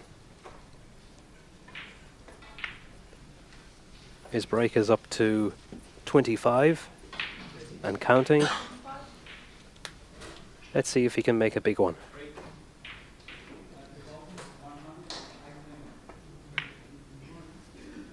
Trickles the red in. Ideally he would like to play a cushion first cannon to bounce the yellow back into the box, which he does.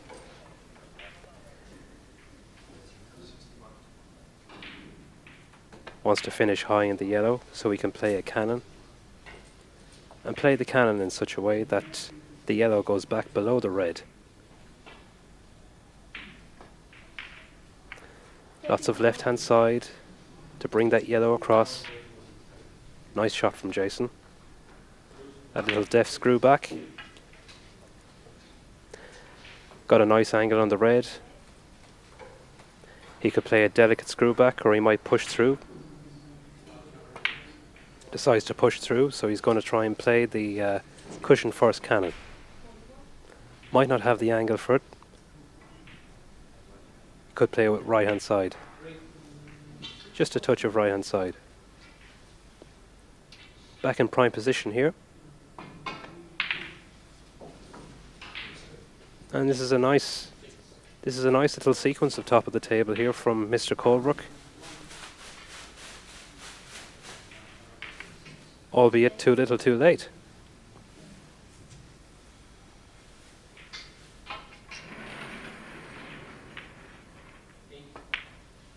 The break goes to 51, which is another official high break. Players must score 50 points or more to register a high break at this championship.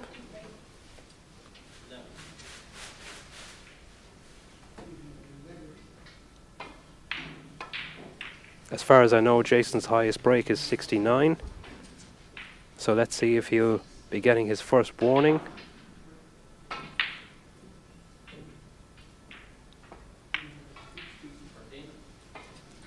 Jason is a century breaker in billiards.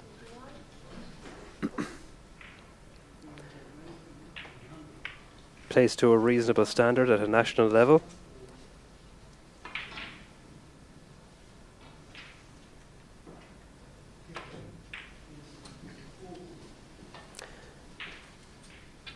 And he's controlling the balls quite nicely in this break. 66. Doesn't want to pot the red. Doesn't want to pot the red. Well, it's the curse of top of the table.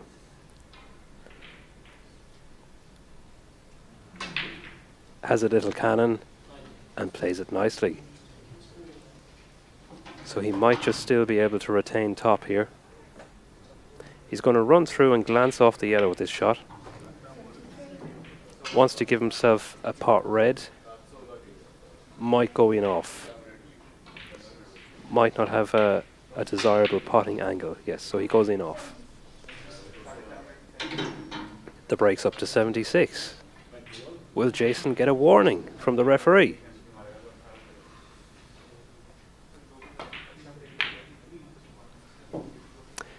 He's played that nicely. This is called the reverse drop cannon. It's where the red is in the middle of the table and the yellow's at the top end. It's going to have to be cushioned first. He gets it. 81. Balkline warning. Jason Colebrook.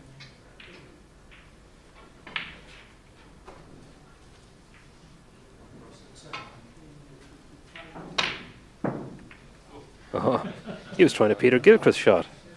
The smile says it all. I'm sure Gilly appreciated the attempt.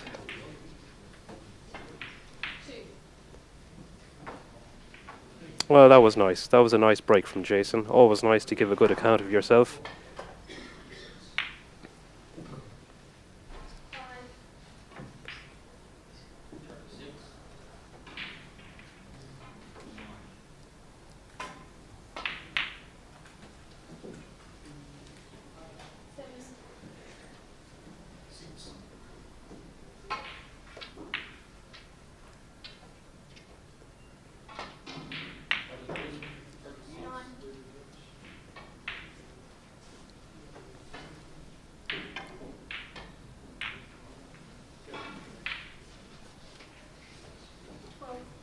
Well, not only is Peter one of the best players around, he's also one of the most popular players on the tour. Always has a kind word to say to everybody, very down-to-earth guy.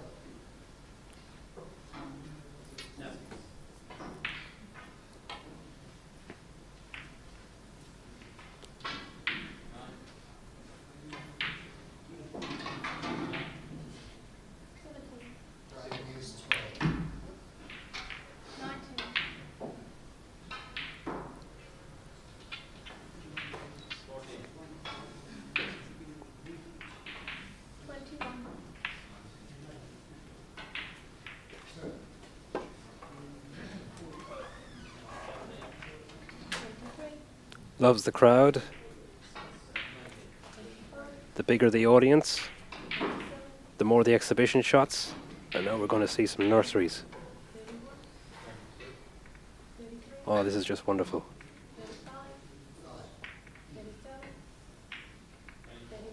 I count 6, 7,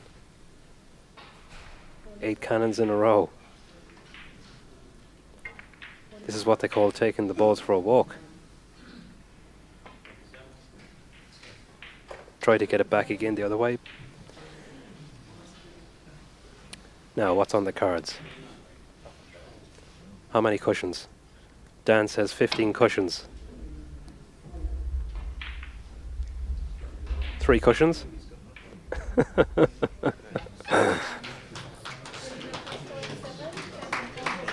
A very entertaining 47 break from Peter Gilchrist.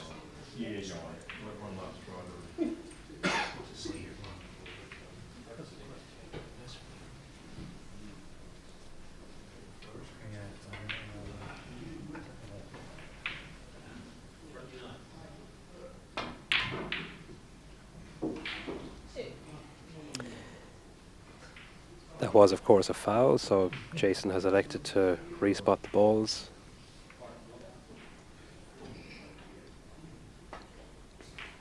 A standard shot in billiards where the aim is to leave yourself either a drop cannon or an in-off opponent's ball into the middle pocket.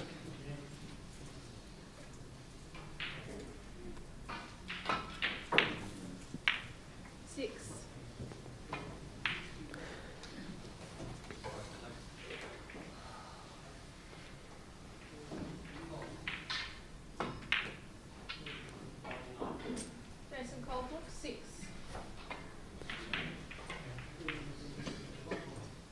So this last 16 match has descended into exhibition mode. Peter has taken care of business very early on.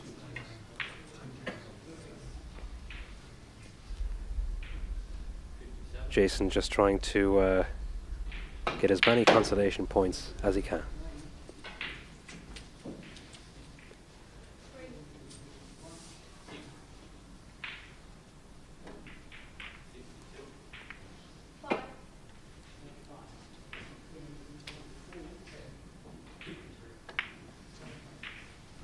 So that picture of Walter Lindrum on table 1, I wonder is he still smiling? He must be still smiling. Matthew is well ahead.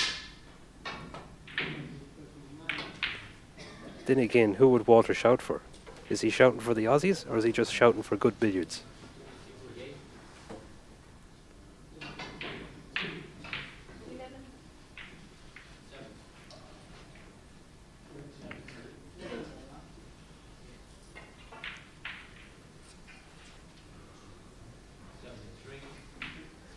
Peter is looking towards the other tables. There's obviously a few close encounters. No doubt nails being bitten to the quick as we speak.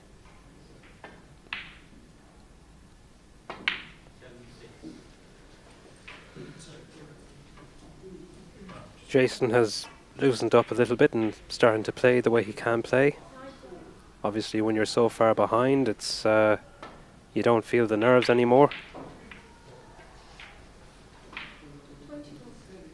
I'm sure he'd be delighted if he managed 500 points against the great Peter Gilchrist. Oh, just misses.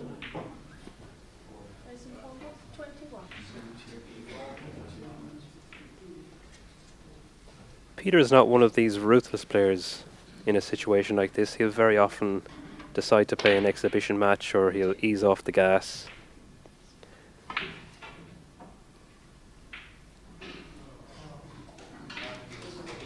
I do know from playing Mr. Pausier twice that he will just keep scoring.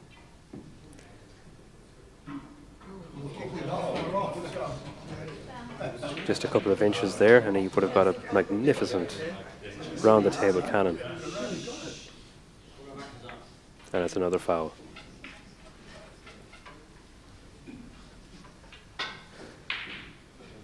Jason smiles. He knows the game is done. And he knows that Peter is letting him have a little bit of play.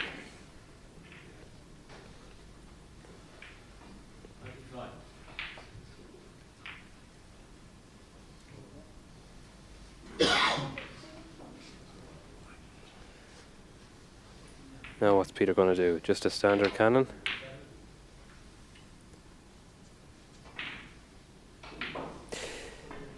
Play that as an underarm stroke. Peter is the only player I know that plays that shot. There is one player in snooker who plays it, Mark Williams, and plays it quite effectively. It tends to be a tall player's shot.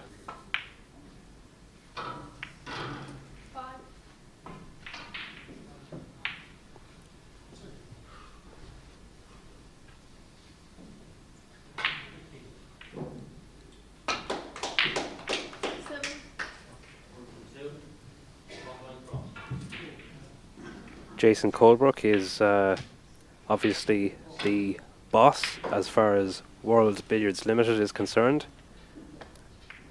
He's also head of Billiards Australia, and Jason has done incredible work to get Australian billiards back on the map with lots of events, attracting the best players in Australia to travel around the country for various world ranking events. Peter Gilchrist has visited on numerous occasions. Sydney Open, South Australian Open, the Pacific Open. We even have events in Queensland and down in Illawarra, New South Wales. So Jason has worked tirelessly for the game of billiards, and himself and quite a few others have worked really hard to get this World Championships hosted by Australia.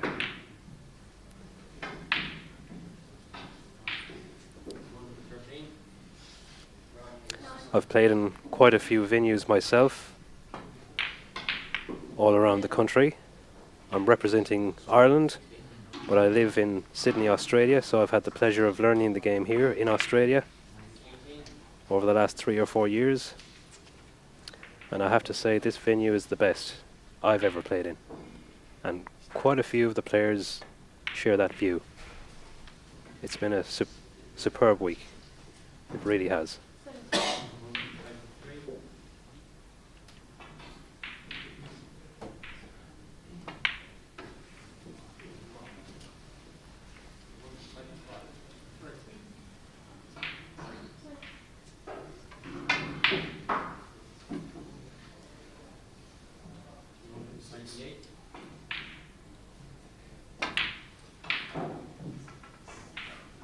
And it's been really wonderful to meet all the English players, the Indian players, and to see the Myanmar players play billiards in the flesh. Really, really incredible. None of them have a word of English, but the way they carry themselves, they too are real gentlemen and fantastic billiards players. We're trying to figure out where they get these array of shots from. We all suspect that they have a Carom background. Certainly Pauk Sa, he was magical today in his game with Peter Gilchrist. He lost by 500 points, but still, some of the breaks he made and the shots he played were just absolutely stunning. Incredible match that. In just 90 minutes, it was about 800 points to 300.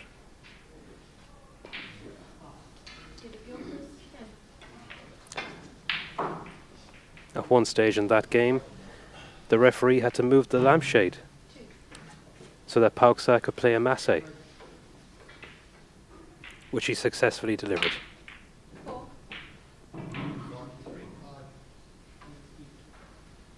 Jason goes around the houses. Not a bad shot. He still has a in-off red. Touch a screw. Nicely played. Well, it looks like he's going to get his 500 points.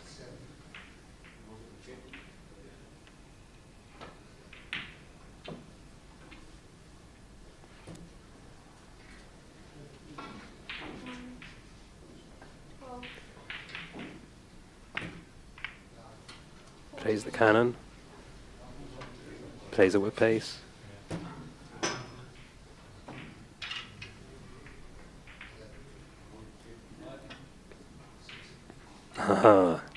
He just had that smile on his face because he knew it was a tricky shot.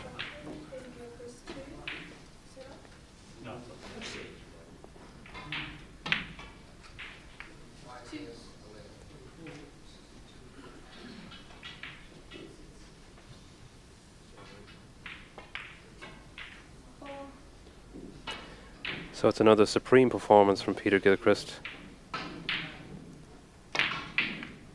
This, I'm sure Jason won't mind me saying, hasn't been a tough workout.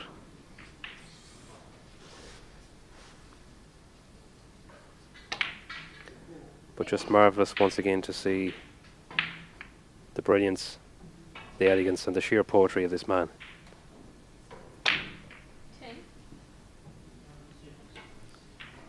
He's come to Australia many times and he loves it here.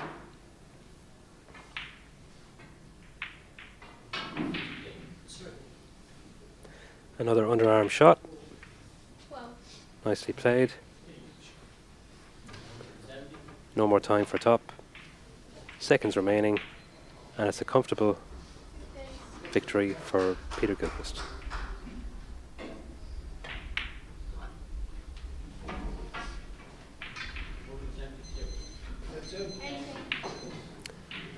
Some of the buzzers are starting to go off. Peter still has time for an exhibition shot.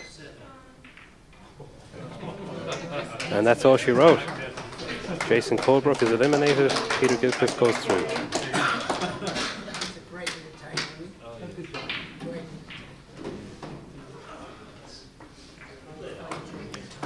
My name is David Walsh and it's been an absolute pleasure commentating on this game. Please stay tuned for the next few days for what promises to be an absolutely bonanza of billiards. Thank you for listening.